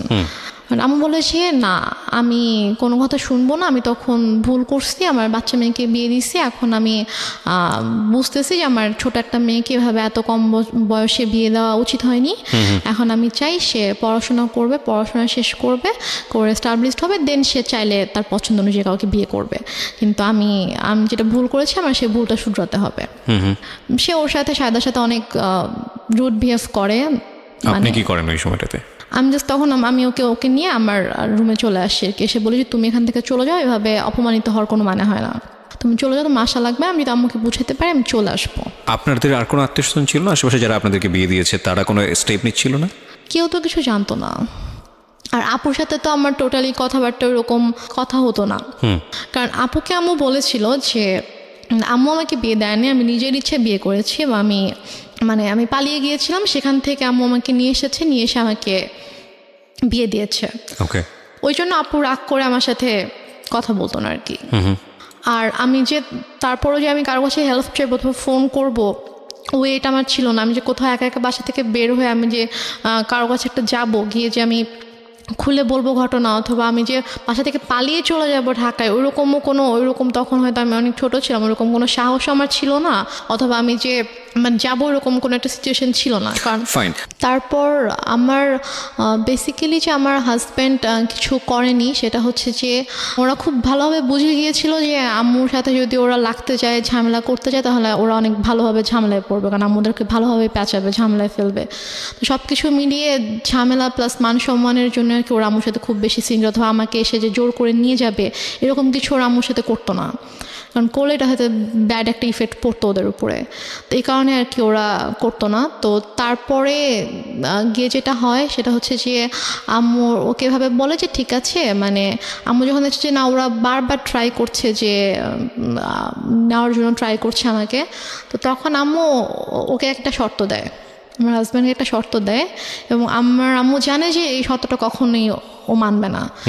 শর্তটা ছিল হচ্ছে যে ও বলে যে তুমি যদি রেনুমাকে নিয়ে থাকতে চাও তাহলে তোমাকে আলাদা থাকতে হবে। আলাদা থাকতে হবে তোমার ফ্যামিলি থেকে? হ্যাঁ, আচ্ছা, তোমার ফ্যামিলি থেকে আলাদা থাকতে হবে, তুমি ওকে নিয়ে তুমি আলাদা একটা বাসা নিবা, তুমি তোমার আব্বু আম্মু তোমার ফ্যামিলির সাথে থাকবা না, এবং তোমার আব্বু আম্মু কখনো তোমার বাসায় আসবে না। আমি বলছি যে এটা কেমন কথা? তো বলে যে আপনি যদি ওকে নাও দেন তারপর আমি কখনো বাবা মাকে ছেড়ে আমি আলাদা বাসায় যাবো না, কারণ আমার বাবা মা আমার কাছে অবশ্যই আগে।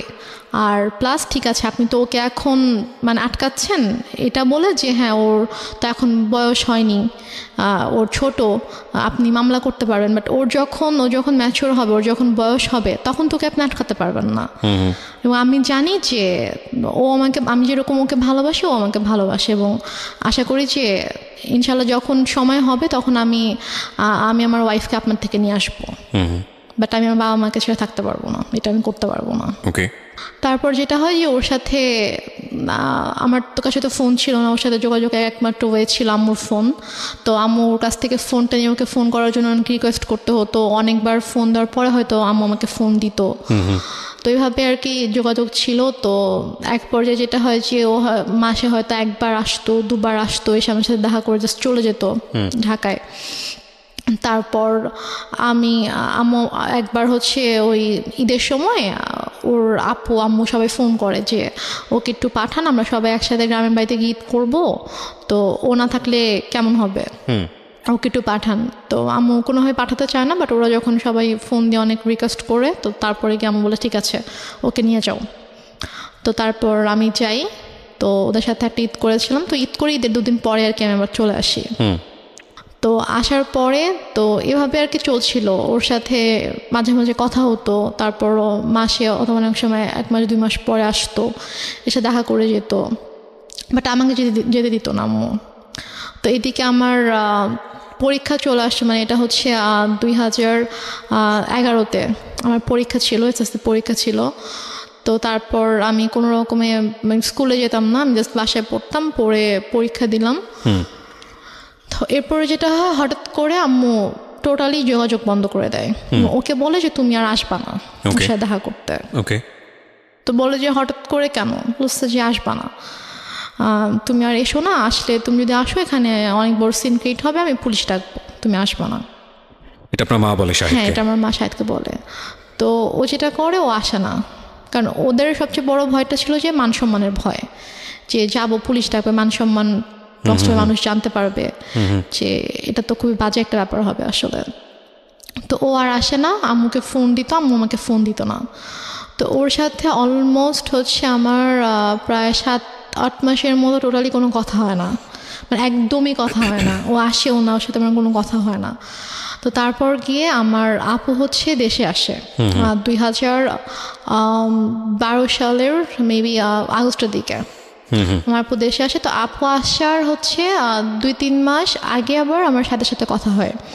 আমি আম্মুর ফোন থেকে ওর সাথে কথা বলি। তো মানে আম্মু যখন জানতে পারে যে হচ্ছে আপু আসতেছে, তখন আর কি ওর সাথে কথা বলে যে তো ওর আপু আসতেছে, তো ওর আপু যদি আসে, মানে আপু বলছিল যে ঠিক আছে, তো যেহেতু বিয়ে করে ফেলছে, মানে আপু জানে যে আমি যেখানে আছি আমি অ্যাকচুয়ালি কিভাবে আছি আম্মুর কাছে এটা জানে না। আপুকে বলা হয়েছে যে ওর তো শ্বশুর শাশুড়ি ভালো না, ও শ্বশুর বাড়িতে থাকতে সমস্যা হয়, তো ছোট মেয়ে, এই জন্য ওকে নিয়ে আসছি, ও এখানেই থাকবে, পড়াশোনা করবে, তারপর গিয়ে হয়তো ঢাকায় ভর্তি হবে। আচ্ছা, এটা বলছে যে তা তখন যাবে, এখন তো ছোট অনেক। তা আপু জানে এটা, আপু মোটামুটি তখন নর্মাল হয়েছে, আমার সাথে মোটামুটি একটু কথা বলে। তো তারপর আর কি আপু যখন আসে, তা আপু আসার আগে আবার ওর সাথে সে নর্মাল হয়ে যায়, কারণ আপুকে তো দেখাইতে হবে। মানে তার প্ল্যানিংটা ছিল আসলে অন্যরকম, সেটা আমি বলছি, বললে বুঝতে পারবেন।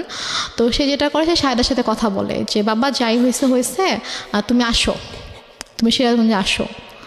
তো ও সিরাজগঞ্জে আসে, আসার পরে 2 দিন ছিল, তারপর ওকে বলে যে দেখো ওর আপু আসবে, আপু আসলে কিন্তু আপুর সাথে ভালো করে কথা বলবা, যেগুলো যেগুলো হয়েছে এগুলো কিছু জানানোর দরকার নাই, আমি ইনশাল্লাহ সব কিছু ঠিক করে দিব, যাই হয়েছে হয়েছে ভুলে যাও, আমি তোমাদের সব কিছু ঠিকঠাক করে দেবো। আপু আসলে হয়তো আমরা বড় করে একটা অনুষ্ঠান করতে পারি, যেহেতু তোমাদের ওরকম বড় কোনো অনুষ্ঠান হয়নি, তো বড় করে একটা অনুষ্ঠান করতে পারি, তো করলে তখন সব ঠিকঠাক হয়ে যাবে।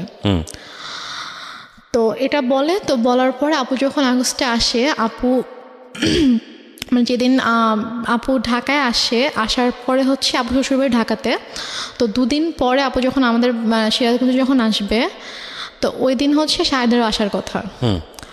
তো শাহেদ বলছে যে আম্মুকে ফোন দিয়ে বলছে যে আম্মু আমার একটা কাজ পড়ে গেছে, মানে আমার ওদের হচ্ছে একটা প্রিন্টিং প্রেস ছিল, তো ওই প্রেসে হচ্ছে যে ওদের একটা অর্ডার ছিল, অনেক বড় একটা অর্ডার ছিল, তো ওটা হচ্ছে কমপ্লিট হয়নি।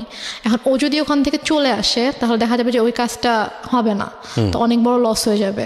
তো বলছে যে আম্মু আমার তো কাজ শেষ হতে তো সন্ধ্যা হয়ে যাবে, তো ওর হচ্ছে ভোরবেলা রওনা দেওয়ার কথা, তো আমি রাতে আসি, সন্ধ্যাবেলা কাজটা শেষ করে আমি হয়তো 8টার দিকে রওনা দিলাম, দিয়ে আমি রাতের মধ্যে চলে আসবো, আপুদেরকে একটু বললেন আমি চলে আসবো, সমস্যা নেই, কিছু মনে করতে না করেন। আমি বলে যে এখন আসবা?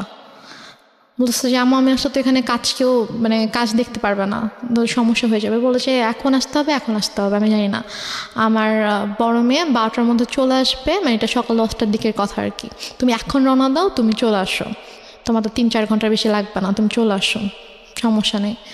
ও বলছে যে আম্মু আমার পক্ষে এখন আসা সম্ভব না, আমি আসলে আমার কাজ দেখার কেউ নাই। তো এটা নিয়ে অনেক তর্কাতর্কি হয়। তো হওয়ার পরে লাস্টে গিয়ে আম্মু ওকে বলে যে তোকে আমি এখন বলছি তুই এখন আসবি, রেগে যায় আর কি, রেগে যায়। আম্মু রেগে ওকে তুই তো করে শুরু করে, বলে যে তোকে আমি বলছি তুই এখন আসতে হবে। এবং ওর এটা নিয়ে খুব মানে হয়, ওর ইগোতে লাগে যে তোমার শাশুড়িকে আমাকে তুই করে কথা বলবে। তো বলে যে আম্মু আমি যাবো না। বলছে তুই যদি এখন না আসিস, এখন যদি রওনা না দিস, তুই যদি এখন না আসিস, তাহলে তুই জীবনও এখানে আসবি না, তুই ভুলে যা আমার মেয়েকে, তুই জীবনে আসতে পারবি না, আমি তোদের রিলেশন জীবনেও ঠিক করবো না, তুই জীবনে আসতে পারবি না। তো বলছে যে আম্মু মানে এটা তো বুঝতে হবে, আমার সমস্যাটা যদি আপনি না বুঝেন তাহলে তো আমার কিছু করার নেই। তো তারপরও মানে ও চেষ্টা করে বুঝাইতে, বাট আম্মু বলেছে না এনিহাও আসতে হবে। তো বলেছে আমার পক্ষে সম্ভব না আসা।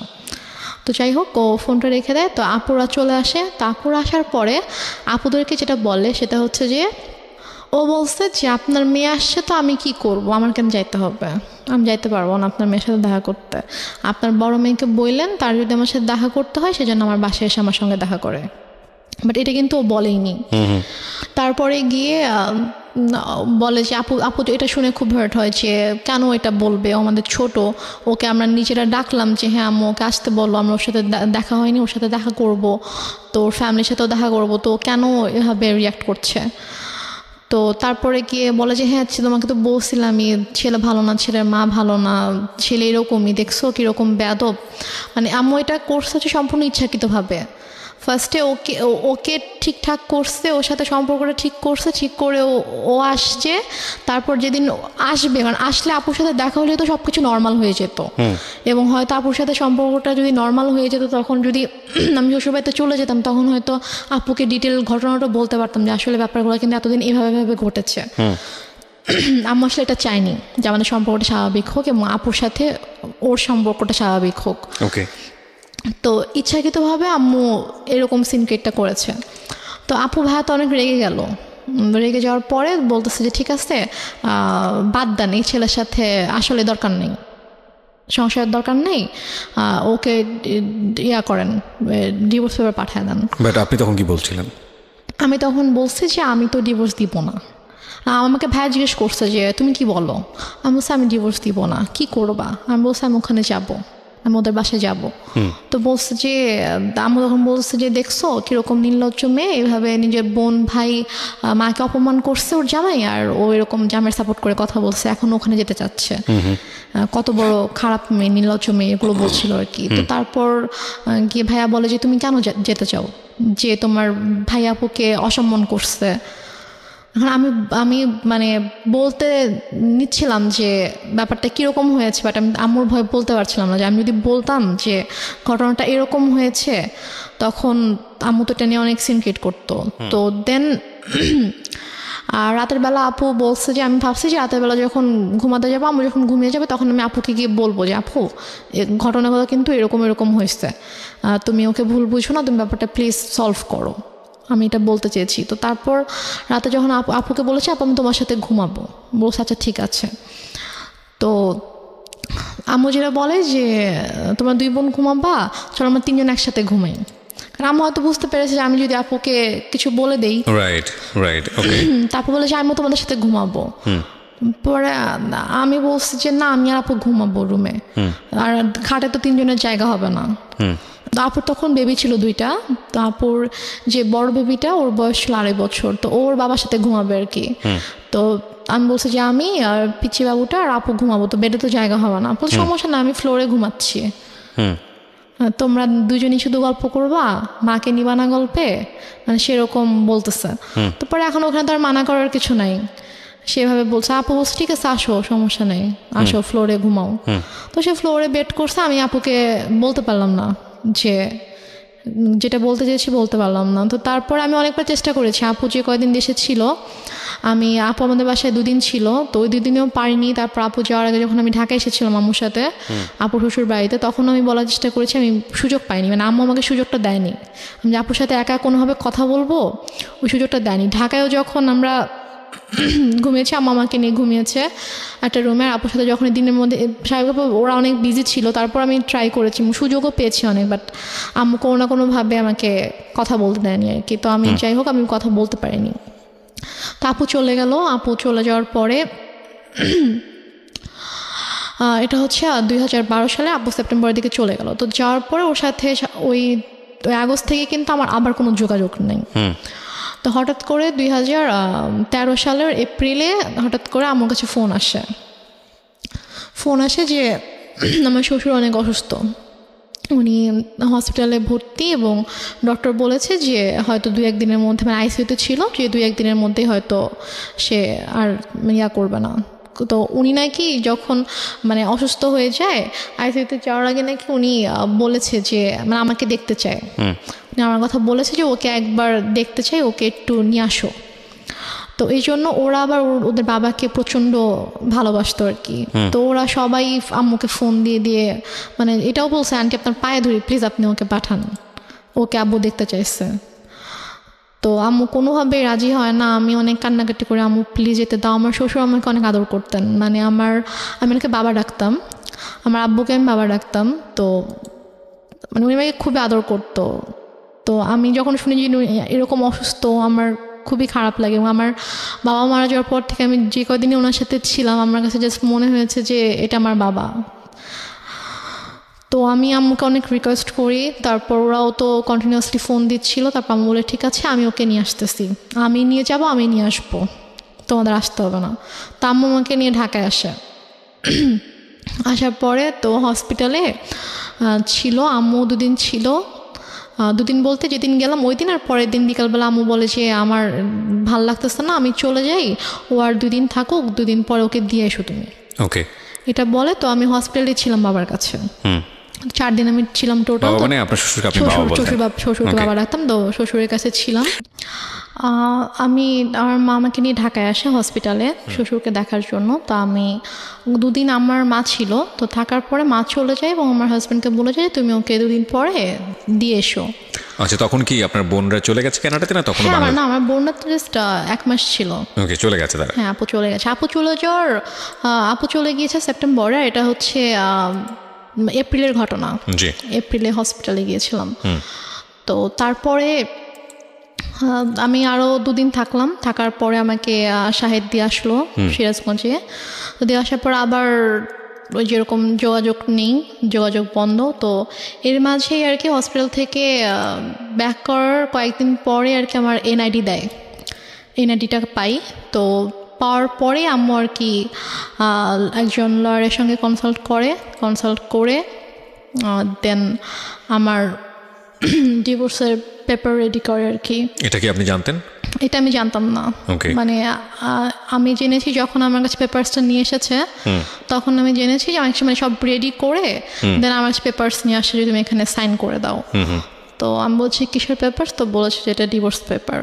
তো আমি বলেছি যে আমি সাইন করবো না, তোমাকে সাইন করতে হবে। আমি বলছি না আম্মু আমি করবো না সাইন। তো তারপর আম্মু আমাকে ফোর্স করে, আম্মুর সাথে একটু তর্কাতর্কি হয়, আম্মু আমাকে মানে একটু মারধরও করে। তো তারপর গিয়ে আমি ওই দিন সাইন করি না। তো তারপর গিয়ে তার কয়েকদিন পরে হঠাৎ করে আম্মু বলে যে সকালবেলা বলছে যে চলো এক জায়গায় যেতে হবে। তো আমি বললাম কোথায়? চলো গেলে দেখতে পাবা। তো গিয়েছি, তো যেয়ে দেখি যে একজন হচ্ছে লয়ার, তো ওনার বাসা আর কি। তো ওনার বাসায় গিয়েছি। তো ওনার বাসায় দেখি ওই লয়ারটা আছে, সাথে আরেকজন লোক আছে। পরে বুঝতে পারলাম উনি হচ্ছে কাজী। আচ্ছা। তো ওখানে গিয়ে আমাকে পেপারসগুলো নিয়ে বলছে যে নাও এখানে সাইন করো, সাইন করতেই হবে, এখানে কোনো সিনকিট করো না, এখানে সাইন করে দাও। তো আমি তো কিছুতেই সাইন করব না, আমি অনেক কান্নাকাটি করছিলাম। তো লয়ার ওয়াইফ বলছিল যে আপা আপনি তো বলেছেন যে আপনার মেয়ে নিজের ইচ্ছায় ডিভোর্স দিতে চায়, তো মেয়ে কেন কান্না করছে? ওকে, তাহলে কি মেয়ে চায় না? তো আমি তখন বলছি আঙ্কেল আমি চাই না, প্লিজ হেল্প মি, আমি চাই না আমার হাজব্যান্ডকে ডিভোর্স দিতে। হ্যাঁ, আমি লয়ারকে বলেছি আঙ্কেল আমি ওকে অনেক ভালোবাসি, আমি ওর সঙ্গে থাকতে চাই, ও আমার সঙ্গে থাকতে চায়, আম্মু ফোর্স করছে, আমি চাই না। তখন লয়ার বলে যে আপা আমি তো এটা করতে পারবো না, আপনি করেন, আপনি হচ্ছে আমি ওর হাজব্যান্ডকে ডাকাবো, ওদেরকে সামনাসামনি কথা বলবো, বলে যদি দেখি যে না ওদের মধ্যে সমস্যা, ওরা সাথে থাকতে চায় না, তখন গিয়ে আমি এটা করবো। তার আগে আমি তো আপনার কথা শুনে বিশ্বাস করে ফেলেছিলাম যে আসলেই ওনার ছেলে ভালো না, বাট মেয়ের অবস্থা দেখে তো আমি এখন বুঝতে পারছি যে না আসলে আপনি মিথ্যা বলেছেন। তো সে বলে যে আমি আপনাকে টাকা দিচ্ছি, আপনি আমার কাজ করবেন। সে বলে আপা আমি এটা করতে পারবো না।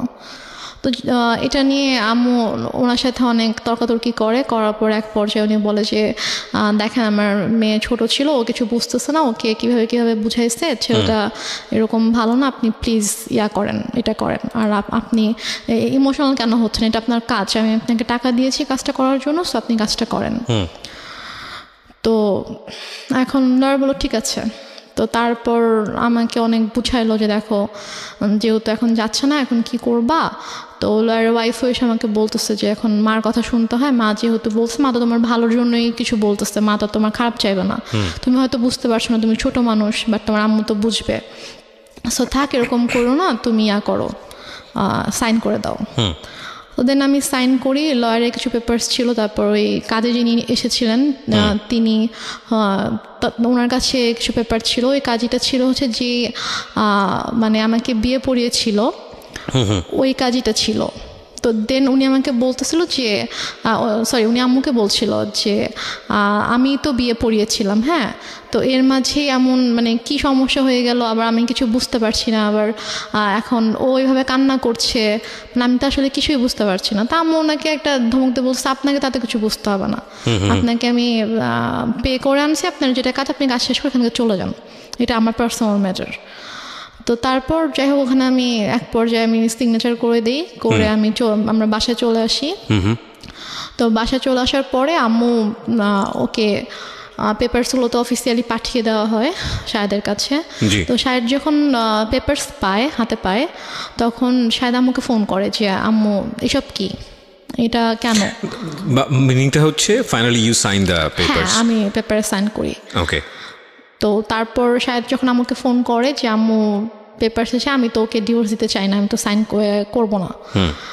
তো বলেছে যে না, তোমাকে তো তুমি সাইন করো, তোমাকে সাইন করতে হবে, তো তোমাকে ডিভোর্স দিয়ে দিয়েছে।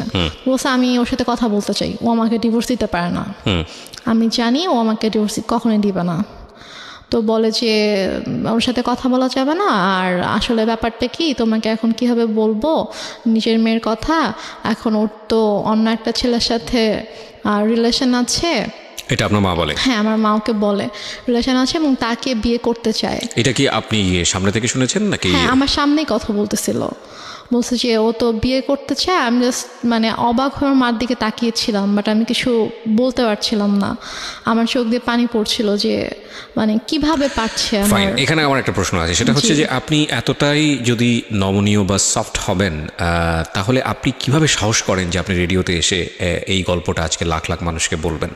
মানে আপনি তখন কেন প্রতিবাদ করেননি? আপনার প্রতিবাদের যেই মানে বলতে পারি আমরা যেই স্পিডটা আমরা এখন দেখতে পাচ্ছি, লাখ লাখ মানুষকে জানিয়ে দেবার নিজের পরিবারের গল্প, সেখানে ওখানে একটু সামান্য সাহস করলেই তো হতো, একটু লাউডলি চিল্লালেই তো বুঝতে পারতো পাশ থেকে শাহেদ যে না, আমার স্ত্রী আমার পক্ষে আছে। সেটুকু সাহসও কি ফ্যামিলিতে ছিল না? সেটুকু সাহসও আসলে আমার তখন ছিল না। এবং আমার এর পরের ঘটনায় যেটা শুনলে আপনি যেটা বুঝতে পারবেন যে তখন আমি যেই স্টেপটা নিয়েছিলাম, অথবা তখন আমার মধ্যে যে পরিবর্তনটা এসেছিল, যে চিন্তাধারার যে পরিবর্তনটা এসেছিল, সেটা যদি আমার ওই মুহূর্তে আসতো তাহলে যে আমার আম্মু আমার সাথে এত কিছু করতে পারতো না। এবং এটা কিন্তু একটা ইন্টারেস্টিং বিষয় প্রিয় শ্রোতা। পরিবারের যে সদস্যরা সাধারণত মুখ বুজে থাকে, কথা বলতে পারে না বা প্রতিবাদ করা উচিত সেটা বোঝে সে পারে না প্রতিবাদ করতে, এরা কিন্তু ধীরে ধীরে ধীরে ধীরে এমন একটা পর্যায়ে চলে যায় এবং এমনভাবে আউটব্রাস্ট করে যখন আসলে আপনি চিন্তাও করতে পারবেন না ওর আউটব্রাস্টটা কতটা ভয়ানক হতে পারে। ওর ক্ষেত্রেও হয়তো বা বিষয়টা সেরকমই হয়েছে। হ্যাঁ, তো আমি তখন আমার আম্মুকে কিছু বলিনি, কারণ আমি এতটাই আপসেট ছিলাম যে আমি জাস্ট মানে বুঝে উঠতে পারছিলাম না যে আমার মা কেন আমার সাথে এরকম করছে, আমি কেমন করেছি। তো তারপরে আমার জুলাই মাসে 2013 সালে জুলাই মাসে আমার ডিভোর্স হয়ে যায় অফিসিয়ালি। তো তারপর জুলাইয়ের পর থেকে আর কি আমার মা আমাকে ধীরে ধীরে বলে যে মানে আমার যে কিছু গহনা ছিল সেগুলো তো আমার মায়ের কাছেই ছিল, সেগুলো আমার মায়ের আলমারিতে ছিল, বাট আমার আব্বু আমাদের নামে কিছু মানে আমার বোনের নামে কিছু প্রপার্টি রেখে গিয়েছিল আর কি। তো সেগুলো থেকে আমার যে অংশ ছিল সেখান থেকে সেগুলো আমার বলে যে আমার একটা দরকার আছে, আমি একটা সমস্যা পড়েছি, তো আমার প্রপার্টিটা আমার নামে প্রপার্টি দেখাইতে হবে একটা অফিসিয়াল কাজের জন্য, তো আমার নামে তো ওরকম কিছু নাই, মানে শহরে ওরকম কিছু নাই, তো তুমি তোমার যে শহরের জমিটা আছে তুমি তোমার অংশটুকু আমার নামে তুমি অফিসিয়াল একটু লিখে দাও, দেন আমি আবার তোমাকে ব্যাক করে দিব। ওকে। তো আমি ভেবেছি হয়তো সত্যি কোনো সমস্যা হয়েছে, এই জন্য হয়তো চাচ্ছে। আমার আসলে মানে আমি বুঝে উঠতে পারিনি যে এটার মাঝে যে কি ছিল, এটা কেন আম্মু এরকম করছে। তো আমি সরল বিশ্বাসে আমি লিখে দিই, আম্মু আমাকে পেপারস নিয়ে আসে, কিছু স্ট্যাম্প নিয়ে আসে, তো স্ট্যাম্পে আমি সিগনেচার করে দিই। তো নিয়ে আসার পর একদিন আবার রেজিস্ট্রার অফিসেও যেতে হয়, তো ওখানে কেউ কিছু সাইন করতে, ওখানে সাইন করে দিই। আম্মু আমাকে বলেছে কয়েক মাস পর ওটা আবার আমার নামে দিয়ে দিবে। এটা হচ্ছে 2013 সালের সেপ্টেম্বরের মিডলের দিকে ঘটনা। তো আমার শহরে যে জায়গাটা ছিল ওটা অলমোস্ট 20 লাখের মতো ছিল, ওইটার প্রাইস ছিল। তো তারপর আম্মুটা নিয়ে নেয়, আমার জুয়েলারি তো আম্মুর কাছে ছিল। তো তারপর হঠাৎ করে একদিন আমার হাতে একটা রিং ছিল, যেটা আমার বিয়ের রিং ছিল। তো আমাকে একদিন হঠাৎ করে বলছে যে তুমি তোমার তো ডিভোর্স হয়ে গেছে, তুমি কেন এই রিং এখনো পরে আছো? তা আমি বলছি এটা আমি সবসময় পরে থাকবো, এটা আমার কাছে থাকবে। বলছে এটা আমাকে দাও। আম্মু প্রায় মানে ঝাঁপিয়ে পড়ে আমার হাত থেকে জোর করে রিংটা নিয়ে যায়। এবং আমার শ্বশুরবাড়ি থেকে আমাকে যে গহনাগুলো দেওয়া হয়েছিল সেগুলো আমার মায়ের কাছেই ছিল। তো তারপর নিয়ে যায়। তারপর হচ্ছে আমার কাছ থেকে আমার যে জমি ছিল শহরে যেটা ছিল ওটাও নিয়ে যায়। তারপর আমার দাদুর বাড়িতে আমাদের নামে যেটা ছিল, মানে আমার নামে আলাদা করে যেটা ছিল, সেটাও আম্মু হঠাৎ করে একদিন বলে যে আমার কিছু টাকা দরকার, তো ওইটা তোমার চাচার কাছে সেল করে দিব, তোমার চাচার সাথে কথা হয়েছে, উনি আমাকে ক্যাশ দিবে, তো ওনাকে তোমার ওই জমিটা ওনার নামে লিখে দিতে হবে। লিখে দিলে উনি আমাকে ক্যাশ দিবে, আমার কিছু ক্যাশ দরকার। তা আমি সেটাও মানা করি না, আচ্ছা ঠিক আছে। আমি গিয়ে ওখানে আমার দাদুর বাড়ির ওখানকার রেজিস্টার অফিসে গিয়ে ওখানে সাইন করে দিই, আমার চাচা তাকে ক্যাশ দেয়, তারপর চলে আসি। তো বলা যায় তখন থেকে আমার কাছে কিছুই নেই, লাইক আমার নামে কোনো জায়গা জমি টাকা পয়সা কোনো গহনা কিছুই নেই আমার কাছে। আমি একদমই মানে নিঃস্ব হয়ে গেছি বলা চলে। আর আমি পড়াশোনাও করতাম না, কারণ আমি পড়াশোনা করার মতো মানসিক অবস্থায় ছিলাম না। আর আপুর কাছ থেকে আম্মু পার মান্থ অনেক বড় একটা অ্যামাউন্ট নিত আমার স্টাডি পারপাস, যে ওর জন্য 3টা টিচার রাখা হয়েছে। এটা আপনার বড় বোনের কাছ থেকে নিত? হ্যাঁ, বড় বোনের কাছ থেকে নিত। আপু তো এমনিতেই আমার জন্য টাকা পাঠাতো, বাট এক্সট্রা করে নিত যে 3টা টিচার রাখা হয়েছে, তো ওদেরকে অনেক বড় অ্যামাউন্ট পে করতে হয়, তো ওর জন্য এটা পাঠাবা। তো আপু সেটাও পাঠাইতো, বাট আমার কিন্তু কোনো টিচার ছিল না, আমি তো পড়তাম না। তো তারপরে গিয়ে যেটা হয়, আমার থেকে যখন আম্মু সব কিছু নিয়ে নেয়, তো তারপর কিছুদিন পর থেকে আম্মু মানে একটু অন্যরকম কথাবার্তা শুরু করে আর কি। টেল মি ফ্র্যাঙ্কলি, যেটা আপনার সঙ্গে হয়েছে, মানে কি বলেছে অন্যরকম বলতে আমি বুঝবো না, ঘটনা জানতে চাই। What happen? ঘটনা হচ্ছে আম্মু হঠাৎ করে একদিন আমাকে অনেক বাজে একটা প্রপোজাল দেয়। কি বলে? আম্মু আমাকে একদিন, আমি আমার রুমে ছিলাম, তো আমাকে এসে বলছে যে মানে একজনের নাম বলেছে যে অমুক বলেছে সে তোমাকে সে 10,000 টাকা দিবে। Are you sure? জি। তো ফার্স্ট অফ অল আমি একটু থামাচ্ছি আপনাকে, বিকজ এটা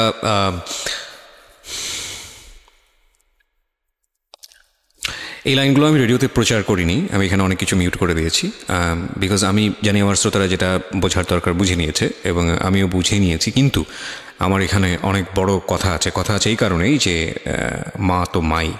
আমি বললাম তো আপনাকে, শেষ পর্যন্ত সে যাই করুক না কেন সে আমাদের কাছে সম্মানেরই থাকবে, কিন্তু এটা আপনার জীবনে ঘটেছে, সে কারণেই এটা জীবন গল্প। আমি আপনাকে আবারও সতর্ক করছি রেনুমা, এই গল্পটা রেডিওতে এখন মানুষ শুনছে এবং আমাদের ইউটিউবে সারাটা জীবন এটা থেকে যাবে। হ্যাঁ, সো ইফ ইউ হ্যাভ, মানে আপনার এখনও চান্স আছে, আপনি যদি মনে করেন যে না আপনি যেটা বলেছেন সেটা আপনি উইথড্র করবেন, ইউ ক্যান উইথড্র দিস। হ্যাঁ, আমি দরকার হলে এই লাইন সবগুলো বাদ দিয়ে দিব, রেডিওতে প্রচার করবো না। হ্যাঁ, যেভাবে এটা হয়েছে বা যা হয়েছে, যদি আপনি মিথ্যা বলে থাকেন, কারণ মা কিন্তু মাই। এবং একটা বড় জিনিস কি আমি বলি, সৃষ্টিকর্তা পৃথিবীতে আমাদেরকে সর্বশ্রেষ্ঠ যে উপহারটা দিয়েছেন সেটা হচ্ছে মা। হ্যাঁ, এবং পৃথিবীর একটা কথা আছে না, খুনি যদি সন্তান যদি খুন করে পৃথিবীর কোথাও জায়গা নেই, কিন্তু মায়ের আঁচলের নিচে সে জায়গা পায়। এমন একটা, আমি বলছি না যে খুন করে মায়ের আঁচলের নিচে জায়গা পায় মানে হচ্ছে মা খুব ভালো বা এরকম কোনো কিছু না, মানে আমি বলতে চাচ্ছি যে এত কোথাও যদি জায়গা না থাকে তাহলে এরকম একটা জায়গা আছে। এবং মায়ের ব্যাপারে আমাদের ধর্ম, ইসলাম ধর্ম যেটা বলে, সর্বোচ্চ রকম সহনশীল হতে বলেছে। এবং বাবা মায়ের সেবা দানের জায়গাটাতে এমন বলা হয়েছে যে যখন তারা বৃদ্ধ হয় তখন তাদের কেমনভাবে লালন পালন করো, যেভাবে তোমাদেরকে ছোটোবেলায় লালন পালন করা হয়েছে, এবং শব্দটি পর্যন্ত উচ্চারণ করো না, এইরকম প্রায়োরিটি দেওয়া হয়েছে। তো এবং আরও আপনি যদি নিজে খোঁজ করেন আপনি নিজেই দেখতে পারবেন। আমি একজন ধর্মীয় বেত্তা নই, আমি যতটুকু জানি ততটুকু আপনার সঙ্গে শেয়ার করলাম। তো এটা তো ধর্মীয় দিক, আপনি ধর্মীয় দিকের বাইরেও যদি আসেন, সামাজিকভাবেও যদি আসেন, পারিবারিকভাবেও আসেন, একটা মা সমাজের জন্য, পরিবারের জন্য কত বড় ভূমিকা রাখে এটা বলার অপেক্ষা রাখে না, সেটা সারা দুনিয়াব্যাপী সমান। But your case is truly exceptional যদি সেটা হয়ে থাকে। সো আমি আপনাকে আরেকবার সুযোগ দিচ্ছি যে আপনি যেটা বলছেন চাইলে আপনি সেটা উইথড্র করতে পারেন। আমি সেটা উইথড্র করব না, কারণ এটা আমার সাথে ঘটেছে। আমার নিজের মা যে আমাকে জন্ম দিয়েছে সে আমার সাথে এরকম করেছে। ওকে, তারপর কি হলো? তারপর আমার মা আমাকে এভাবে বলার পরে আমি এতদিন সব কিছু সহ্য করেছি। আমি হয়তো টুকটাক তর্ক করেছি, ঝগড়া করেছি, বাট ওরকম এক্সট্রিম লেভেলের আমি কখনো কিছু করিনি, আমি চুপই থেকেছি। বাট আমাকে যেদিন থেকে এই কথাটা বললো তখন থেকে আমি আর কি টোটালি আমি বুঝে যাই না এই মানুষটা কখনো আমার ভালো চায়নি। সো আপনার লেখাপড়া কি ওই সময়টাতে স্টপ ছিল? আমার লেখাপড়াটা স্টপই ছিল, কারণ আগে আমি মেন্টালি ডিপ্রেসড ছিলাম, আমি পড়তে পারতাম না, আমি পড়তাম না। তারপর বাসায় কোনো টিচারও ছিল না। যে লোকটার নাম বলা হয়েছে সে লোকটাকে আপনি চিনতেন? হ্যাঁ, লোকটাকে আমি চিনতাম। ওনার কি আসা যাওয়া ছিল আপনার বাড়িতে? না, আমাদের বাসায় আসা যাওয়া ছিল না, কিন্তু উনি হচ্ছে আমাদের যে এলাকাটায় আমরা ছিলাম ওই এলাকারই ছিল উনি। উনি কি প্রভাবশালী লোক ছিল? মোটামুটি। ওকে, আচ্ছা। তারপরে আমার মা, আমি জাস্ট স্ট্রেট বলে দিই যে আমার পক্ষে এটা সম্ভব না। তখন আমাকে বলে যে তোমার কি আরও বেশি টাকা লাগবে? তা আমি বলি যে না, আমার টাকা লাগবে না, বাট আমি এই ধরনের কোনো কিছু করবো না। সো প্লিজ তুমি কখনো এই ধরনের কথা। অভাব তো ছিল না আপনাদের ফ্যামিলিতে? না, আমার ফ্যামিলিতে কখনো মানে আর্নিং সোর্সের দিক থেকেও তো কোনো সমস্যা ছিল না? আর্নিং সোর্সে কোনো প্রবলেম ছিল না, আমাদের যে টাকা পয়সার কোনো সমস্যা থাকা সেটাও ছিল না। আর আমার টোটাল খরচটা আপু বেয়ার করতো, আম্মুর জন্য একটা বড় একটা অ্যামাউন্ট পাঠাতো। মানে তখনও কি আপনি আপনার ফ্যামিলিতে অভিভাবক বলতে আপনার মার পরে তো আপনার আপু ছিলই, তখনও বিষয়গুলো আপনি কেন আপুকে জানাচ্ছিলেন না? আপুর সাথে আমার কমিউনিকেট করার কোনো ওয়ে রাস্তাটাই ছিল না, মানে একদম গৃহবন্দী থাকতেন টোটালি। ইভেন কি মানে আমি হচ্ছে ঢাকা থেকে সিরাজগঞ্জে যখন চলে আসলাম একেবারে, তার কয়েক মাস পর আমাদের বাসায় 3টে লাইনটা ক্লোজ করে দেওয়া হয়, লাইনটা অফ করে দেওয়া হয়। আর আম্মুর ফোনটা সব আম্মুর কাছে থাকতো, আর আমার তো ফোন ছিল না। আর আমাকে তো বাসা থেকে বেরোতে দিত না, কোথাও যেতে দিত না। কোথাও গেলে সেটা আম্মুর সাথেই। বাসায় কেউ আসলে, মানে কোনো গেস্ট যদি আসতো বাসায়, তো তার সামনে সবসময় আম্মুই আছে। আচ্ছা, ঠিক আছে। তো তারপরে কি হয়?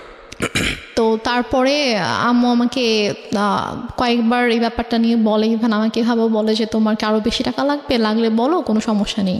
আমি ওনাকে বলছি, আমি বলি যে আম্মু প্লিজ, আমি তোমার অনেক কিছু সহ্য করেছি, তুমি যখন যেটা বলেছো আমি তোমাকে দিয়ে দিয়েছি।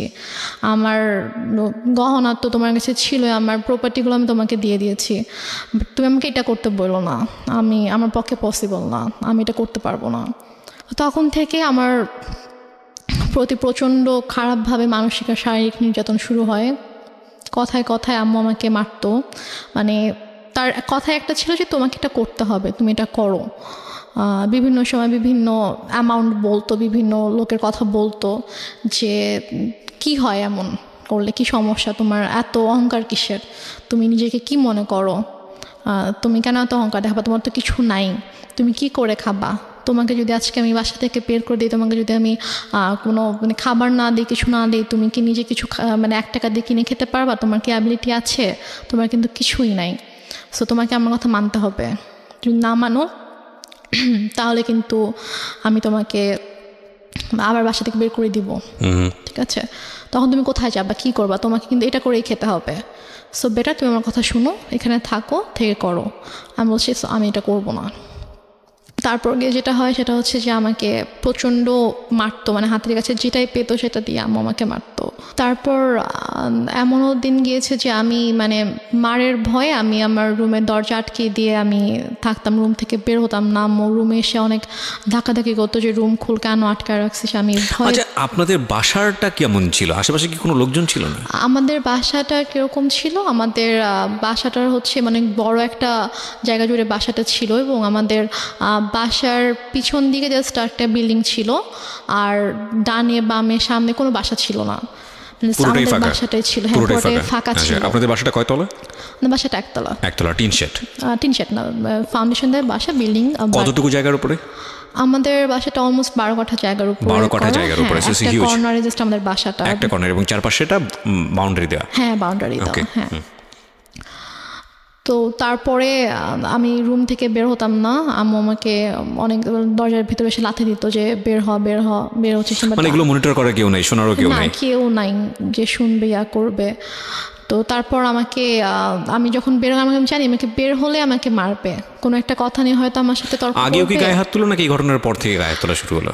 গায়ে হাত তুলতো ছোটবেলা থেকে। আম্মু খুবই ইয়া ছিল, আমি বলেছি তো, গায়ে হাত তোলা স্বভাব ছিল। বাট এটার পর থেকে আমি যখন মানা করতাম তখন থেকে খুব বেশি করে শুরু হয়েছে এটা। এমনও হয়েছে যে আমি 1 দিন 1.5 দিন 2 দিন আমি না খেয়ে আমার রুমের ভিতরে বন্দি। আমি হয়তো ওয়াশরুম থেকে পানি নিয়ে পানি খেয়ে হয়তো আমি আছি, এরকমও হয়েছে। তো এক পর্যায়ে এভাবেই চলতে থাকে, এভাবে চলতে চলতে 2014 সালের ফেব্রুয়ারিতে আমার ভাইয়া একদিন ফোন করে, দুলাভাই জি, আমার দুলাভাই একদিন ফোন করে বলে যে আমি তো দেশে আসতেছি, তো আমি 7 দিনের জন্য দেশে আসবো, তো 2 দিন হয়তো আমি সিরাজগঞ্জে থাকবো, এটা বলে। তো তখন আর কি আমার আম্মু আমার জন্য টিচার রাখে, ফেব্রুয়ারিতেই টিচার রাখে, 2জন টিচার রাখে, একজন হচ্ছে ম্যাথের জন্য আর একজন ইংলিশের জন্য। তো টিচার রাখার পরে আমার তোমার তো পড়াশোনার সময় অফ ছিল? আমার তো অফ ছিল, আমি টোটালি পড়াশোনা করতাম, বাট আমি কলেজে ভর্তি হয়েছিলাম। মানে আমি 14তে হচ্ছে আমার মানে 13তে আমার বেসিক্যালি এইচএসসি দেওয়ার কথা, বাট আমি দেইনি। তো ওইটা আবার 14তে রেজিস্ট্রেশন করানো হয় যে 14তে দিব, বাট তারপর আমার পড়াশোনা টোটালি স্টপ ছিল। তো ফেব্রুয়ারিতে আমার ম্যাথের বই টই আর নোটস টোটস যা কিছু লাগবে এগুলো সব কিছু আম্মু কিনে দেয়, কিন্তু 2জন টিচার রাখে, কারণ ভাইয়াকে তো শো করতে হবে যে সে আমাকে পড়াচ্ছে। তারপর ভাইয়া মার্চে আসার পরে, তো ভাইয়া ঢাকায় আসার 2 দিন পরে আমাদের বাসায় আসে, সিরাজগঞ্জে আসে। তো আসার পর আমি জাস্ট চান্সে ছিলাম যে আমি কখন একটু ভাইয়াকে একা পাবো, আমি কখন কথাগুলো ভাইয়াকে বলবো। তারপরে গিয়ে আমার মা হচ্ছে বাজারে যায়, ওই সময়টাতে আপনি শেয়ার করেন? হ্যাঁ, আমার ভাইয়া যেদিন আসে আমাদের বাসায়, তার পরের দিন সকালে আম্মু নাস্তা দিয়ে দেন, বলে যে তুমি ভাইয়াকে নাস্তা করো, আমি একটু বাজারে গিয়ে আমি একটু মাছ নিয়ে আসি।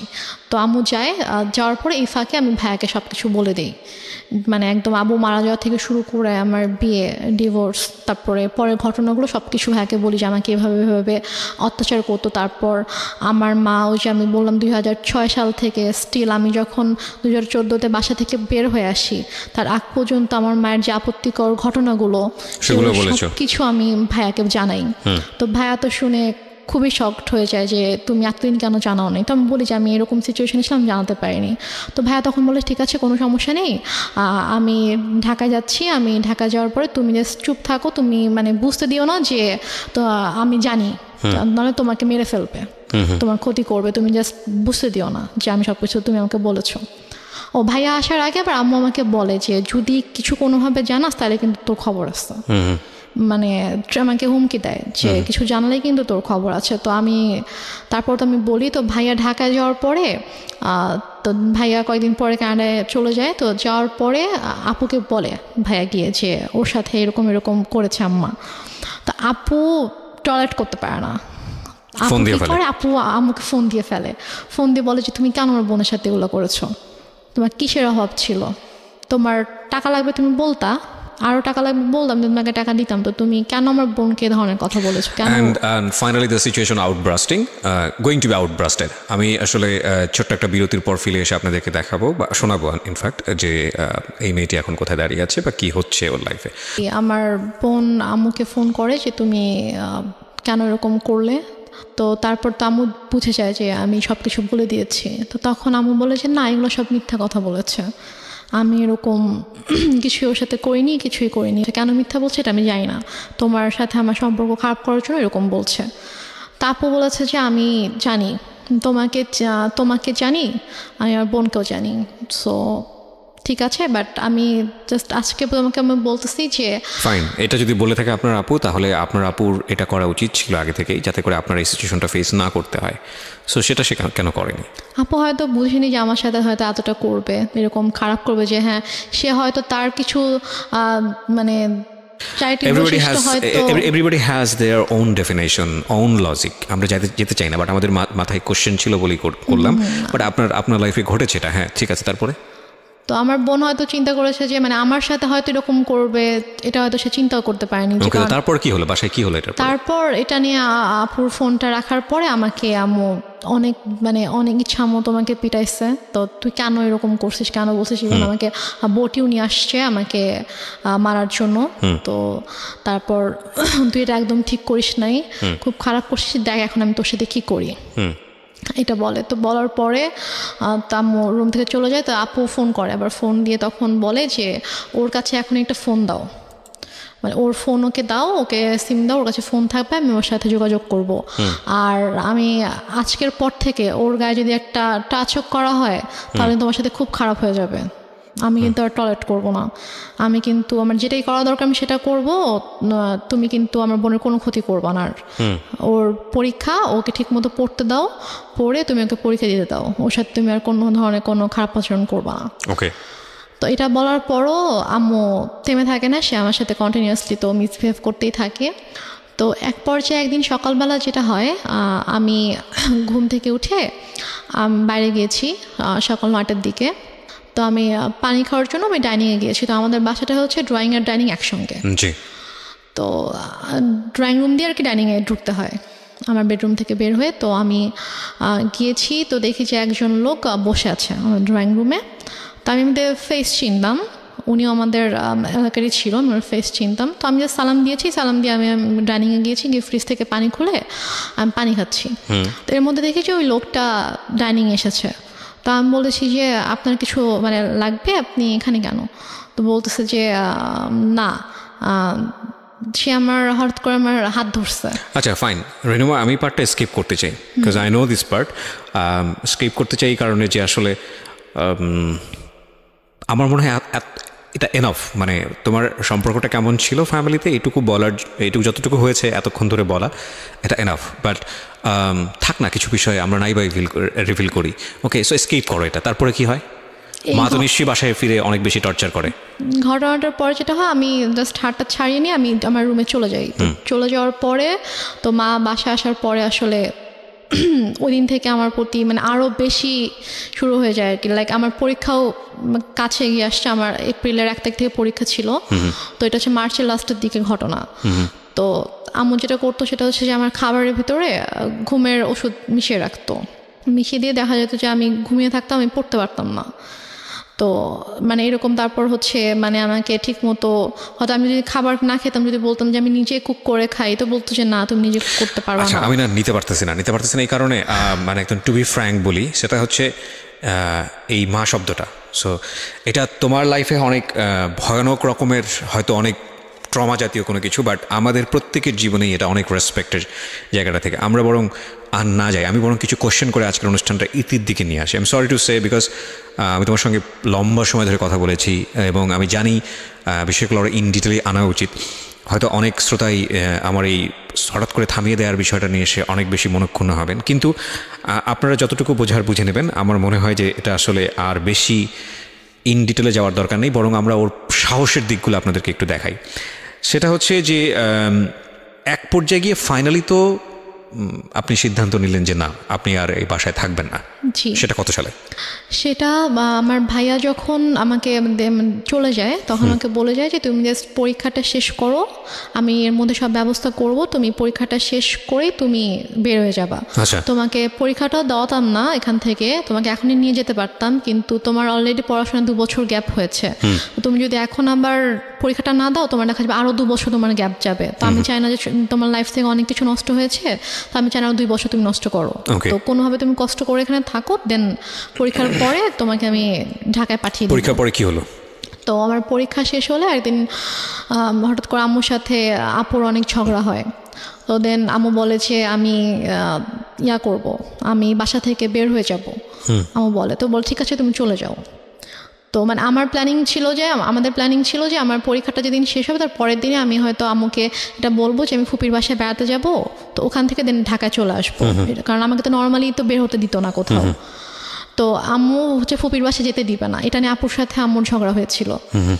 তো পর আম্মু বলেছে ঠিক আছে, তোমরা যেহেতু নিজেদের মতো করতে চাও, ঠিক আছে আমি আর তোমাদের সঙ্গে থাকবো না, আমি চলে যাচ্ছি। তো আমরা ঠিক আছে চলে যাও। তো আম্মু সিরিয়াসলি রাতের 9টার সময় আম্মু রেডি হয়ে গেছে, রেডি হয়ে আপুকে বলতেছে, আমি ফোনে রেখেই কথা বলতে বলতে রেডি হয়ে বলতেছে যে ঠিক আছে আমি বাসা থেকে চলে যাচ্ছি, আর দেখো তোমার বোনকে আমি কি করি। জাস্ট এটা বলে সে ইভেন তার ফোনটাও সে মানে আমার কাছে রেখে সে চলে যায়। মানে সে ফোনটাও নিয়ে যায় না বাসা থেকে, ফোন মানে কিছুই নিয়ে যায় না, সে জাস্ট কাপড়টা পরে চলে যায় বাসা থেকে রাত 9টার সময়। তো তারপরে আমার আপু যেটা বললো যে তুমি জাস্ট রুম সব কিছু লক করে তুমি হ্যাঁ কিনা কেয়ারটেকারকে বলো, কারণ কেয়ারটেকারকে বলো যে বাসার সামনে দাঁড়িয়ে থাকতাম, বাসার কেয়ারটেকার ছিল, তো ওকে বলো যে সারা যেন বাসার সামনেই থাকে, কারণ আম্মু হয়তো তোমার কোনো ক্ষতি করতে পারে, আমি ঠিক বিশ্বাস করে উঠতে পারছি না। তো তুমি জাস্ট কোনো রকম সব কিছু লক করে দিয়ে থাকো, তুমি সকাল হওয়ার সাথে সাথে ফুপির বাসায় চলে যাবা। আমার ফুপির বাসা ছিল হচ্ছে আমাদের বাসা থেকে 1.5 ঘন্টার দূরে, গাড়িতে 1.5 ঘন্টা লাগবে। তো আমি সারা রাত আমার বোন আমার সাথে ফোনে ছিল, আমার সাথে কথা বলেছে সারা রাত। তো আম্মু সারা রাত আর কোনো সমস্যা করেনি। তো আমি সকালবেলা ফজরের নামাজ পড়ে আমি আমার ফুপির বাসায় চলে যাই। রমজান মাস ছিল, তো আমি সেহরি করে ফজরের নামাজ পড়ে আমি 5:30টার দিকে বের হয়ে যাই বাসা থেকে। কেয়ারটেকারের কাছে চাবি, জাস্ট গেটের চাবিটা দিয়ে বাসার চাবিটা নিয়ে আমি চলে যাই। কেয়ারটেকার ছিল বাসাতে? কেয়ারটেকার বলতো যে উনি হচ্ছে যে আমাদের বাসার সামনে কিছু দোকান ছিল, তো সেগুলোর মেনটেন করতো, তারপর বাসার সব বিল টিল পে করতো, এগুলোর জন্য। তার মানে তো উনি ইনফর্ম ছিল বাসার ভিতরে কি হচ্ছে না হচ্ছে? উনি তো বাসায় থাকতো না, আর হচ্ছে উনি জাস্ট হচ্ছে দোকান মেনটেন করতো, আর ওনাকে যদি ফোন দিতাম তখন আর কি উনি আসতো, বাসার কোনো সমস্যা হলো। ঠিক আছে, ওকে। তারপর না, কিন্তু যেহেতু উনি বাসা পাহারা দিচ্ছে বাইরে এবং বাসার মালিক তো এক অর্থে আপনার বড় বোন, আপনি যেটা বলছিলেন যে প্রপার্টির মালিক হচ্ছে বড় বোন, তো যে যাচ্ছে মানে উনি তো খুব স্বাভাবিকভাবেই কিউরিয়াস হওয়ার কথা যে বাসার ভিতরে কি হচ্ছে মা আর মেয়ে মিলে।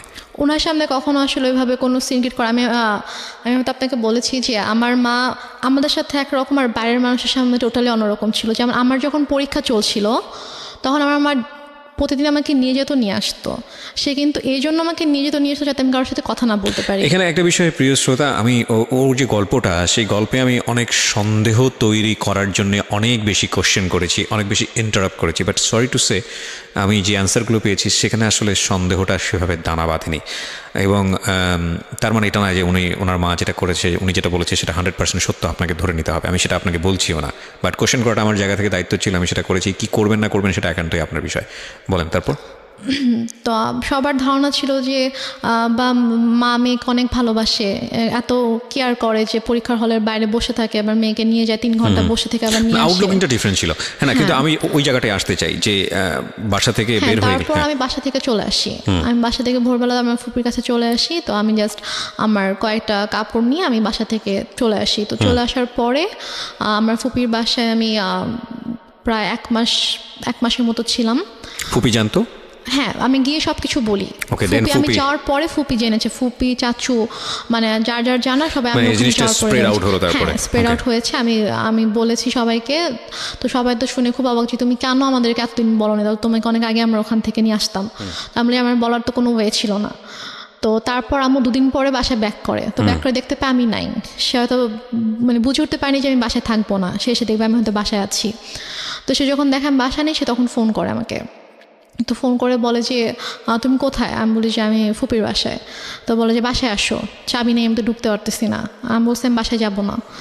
তো বলে যে না, বাসায় তো আসতে, বাসায় কেন আসবো? আচ্ছা, আমি এই ডিলেমাগুলো একটু শর্ট করি। হ্যাঁ, সেটা হচ্ছে যে বাসায় আপনি যাননি, এরপর কি করেছেন আপনি স্টেপ বাই স্টেপ? বাসায় যাইনি। তো তারপর আমি যখন ঢাকায় চলে আসবো, আমার ইউনিভার্সিটিতে অ্যাডমিশন নিতে হবে।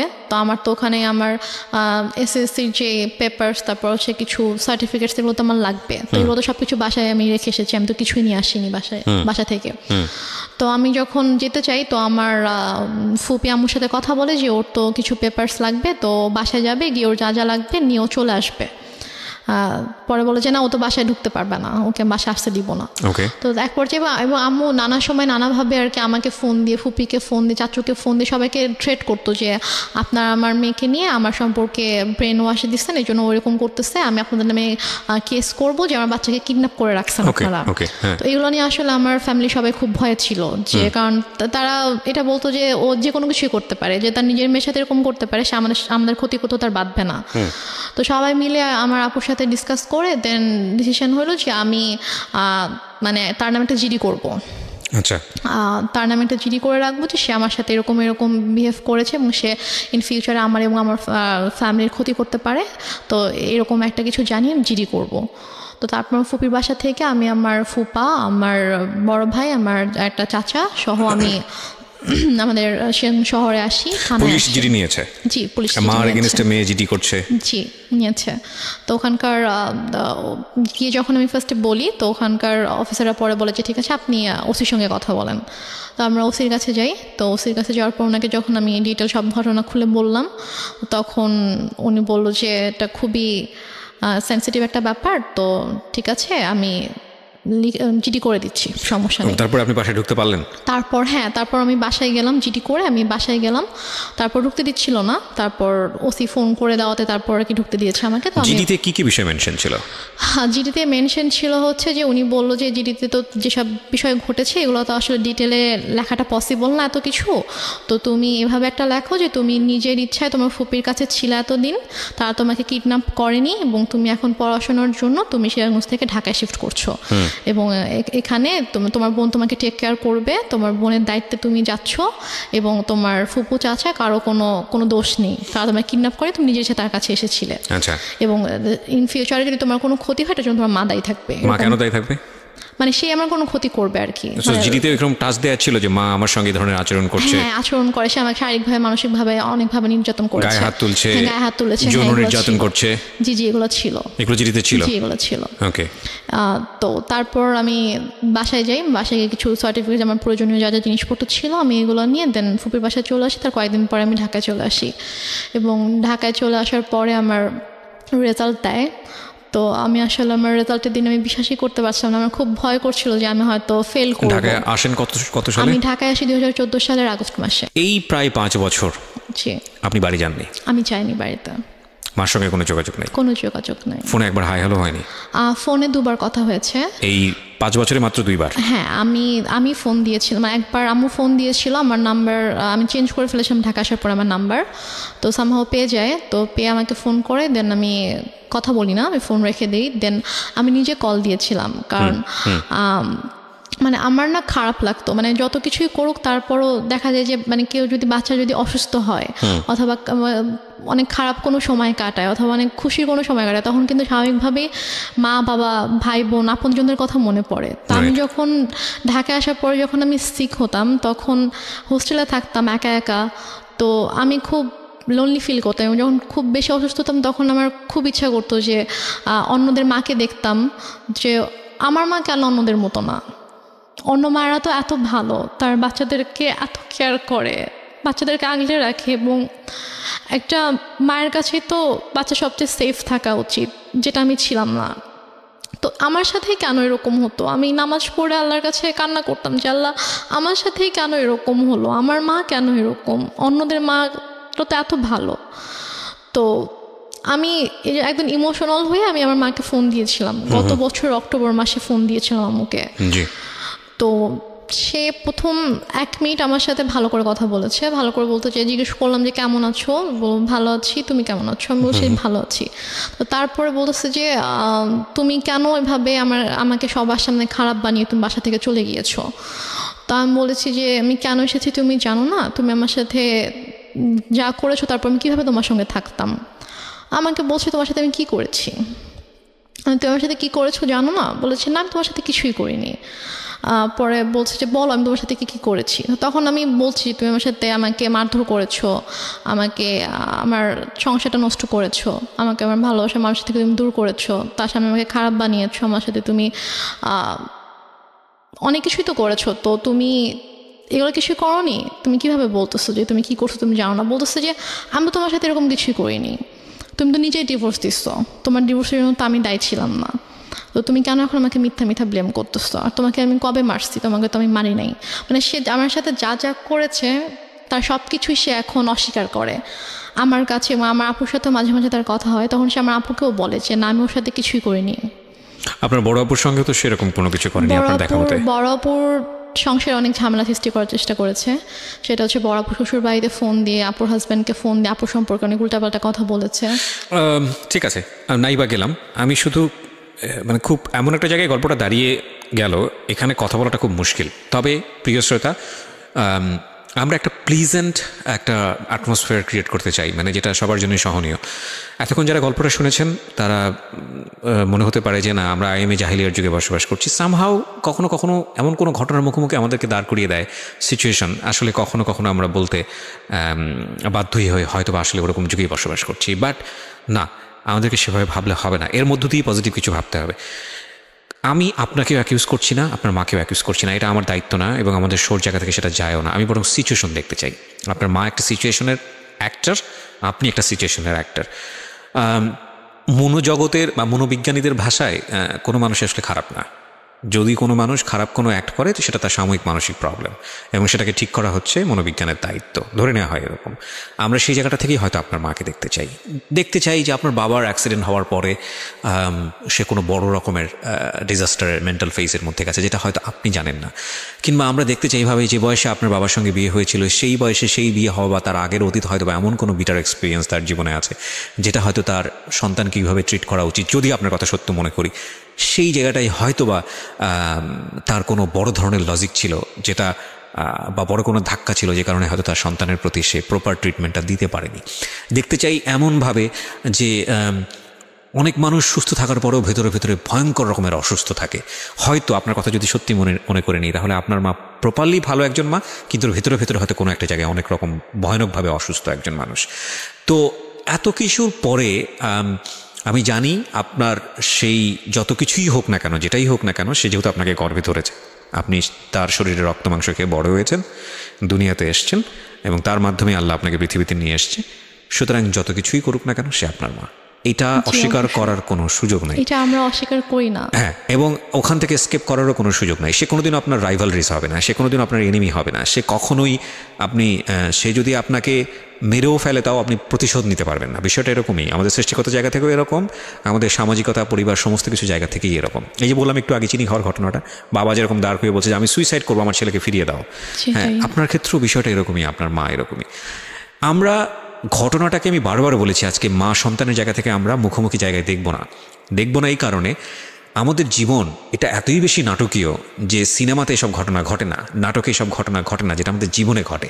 সেখানে কোনো ইকুয়েশন থাকে না, সেখানে যোগ বিয়োগ থাকে না, 2 আর 2 যোগ করলে যে 4 হবে সেগুলোর কোনো ধার থাকে না জীবন, এবং জীবনের মতো ঘটে যায়। আমরা এই জায়গাটাকে দেখতে চাই একেবারে বলিষ্ঠ একটা জায়গা থেকে, সেটা হচ্ছে এই মেয়েটার ফাইট ব্যাক করাটা। দেখুন, এই মেয়েটা এমন একটা জায়গাতে ছিল, বাবা তার সবচেয়ে আশ্রয়স্থল, বাবার চলে যাওয়া, তারপরে এই মেয়ের সে অর্থে প্রপার্টি বলতে কিছুই নাই, এবং তার মা নিয়ে নিল, এখন যেটা আছে সেটা বড় বোনের, ন্যায্যতই হয়তো বড় বোনের, এবং তারপরেও ওখানে থেকে সে যে সিচুয়েশনগুলো ফেস করেছে তার কথা যদি সত্যি হয়ে থাকে তাহলে একটা ভয়ানক রকমের বাজে সিচুয়েশন, যেখানে তার শেল্টার পাওয়ার কথা সেখানে সে শেল্টার না পেয়ে সেখানে একটা শত্রু সম্পর্ক দাঁড়িয়ে গেছে, এবং প্রচণ্ডভাবে মানসিকভাবে সে টর্চার হয়েছে, এবং ভয়ানক রকমের একটা ডিজাস্টার হতে পারত। কিন্তু এই মেয়েটা মনোবল হারায়নি, সে ওখান থেকে বের হয়ে এসছে, এবং সে একটা প্রাইভেট ইউনিভার্সিটিতে পড়ে। বিশেষতই আমরা পরিচয়টা রিভিল করিনি কোন প্রাইভেট ইউনিভার্সিটিতে পড়ে, এবং ওর নাম সব কিছুই আমরা এখানে অন্যভাবে প্রেজেন্ট করেছি, ওর সামাজিকতার কথা চিন্তা করে, ওর পরিবারের কথা চিন্তা করে, এবং এমনভাবে উপস্থাপন করা হয়েছে যাতে করে ওর আইডেন্টিটি কখনো ফ্ল্যাশ না হয়। আর দেখুন, ও যেখানে পড়াশোনা করছে এবং যে সাবজেক্ট নিয়ে পড়াশোনা করছে সেটার ফিউচার সারা ওয়ার্ল্ডেই অনেক বেটার। সো একটা সময় হয়তো অনেক বেশি দাঁড়িয়ে যাবে। কিন্তু যে জিনিসগুলো ওর জীবনে ভয়ানক রকমভাবে ক্ষতি হয়ে গেছে, সেই বিষয়গুলো কি ও কখনো ভুলে উঠতে পারবে? কখনো কি স্বাভাবিক জীবনে ফিরে যেতে পারবে? ও যা দেখেছে সেই দেখার জায়গাটা থেকে ওর ভেতরে যেটা তৈরি হয়েছে সেই জায়গাটাকে কি ওভারকাম করে ও সুস্থ জীবনে ফিরে যেতে পারবে? ওর একটা খুব সুন্দর মা হওয়ার প্রত্যেকটা মেয়েরই হয়তো বা এই ইচ্ছাটা থাকে, সেই সুযোগটা কি ওর জীবনে কখনো তৈরি হবে? যত কিছুই হোক না কেন, যাই হোক না কেন, ওর জন্য পজিটিভ যেন হয় সেটা জানিয়েই আজকের এই অনুষ্ঠানটা শেষ করতে চাই। আমি শুধু বারবারই একটা কথা বলবো, please don't give up. Situation যেটাই হোক না কেন, যাই হোক না কেন, এর চেয়েও হয়তো ভয়ানক ঘটনা ঘটে সমাজে, এর চেয়েও হয়তো ভয়ানক ঘটনা ঘটে। আমরা গল্প প্রচার করি, আমাদেরকে রেডিও মাথায় রাখতে হয়, লাখ লাখ মানুষ এটা শুনছে, মাথায় রাখতে হয়। যতটুকু সম্ভব মানুষের, সব শ্রেণীর মানুষ যেহেতু অনুষ্ঠানটি শোনেন, সেইভাবে এটাকে উপস্থাপন করার চেষ্টা করে যাই। আজকের এই গল্পটি আমাদের জীবনে যেভাবে উপস্থাপিত হয়েছে তার চেয়েও হয়তো ভয়ানক ঘটনা কারো পরিবারে ঘটছে, তার চেয়েও হয়তো ভয়ানক ঘটনা কোনো একটা সমাজে ঘটছে। আমরা যেই অবস্থার মধ্যেই থাকি না কেন, সেখান থেকে বের হয়ে এসে আমরা যেন নিজেকে একটা জায়গায় স্টাবলিশ করতে পারি, আমরা যেন কখনো গিভ আপ না করি। আমি যতবার এরকম জীবন গল্প উপস্থাপন করেছি, একটা মেয়ের জীবন গল্প, আমি শুধু একটা মেসেজই মোটা দাগে যেবার চেষ্টা করেছি যে আমাদের সমাজে মেয়েরা কতটা ভয়ানক রকমের ভালনারেবল পরিবেশের মধ্যে থাকতে পারে।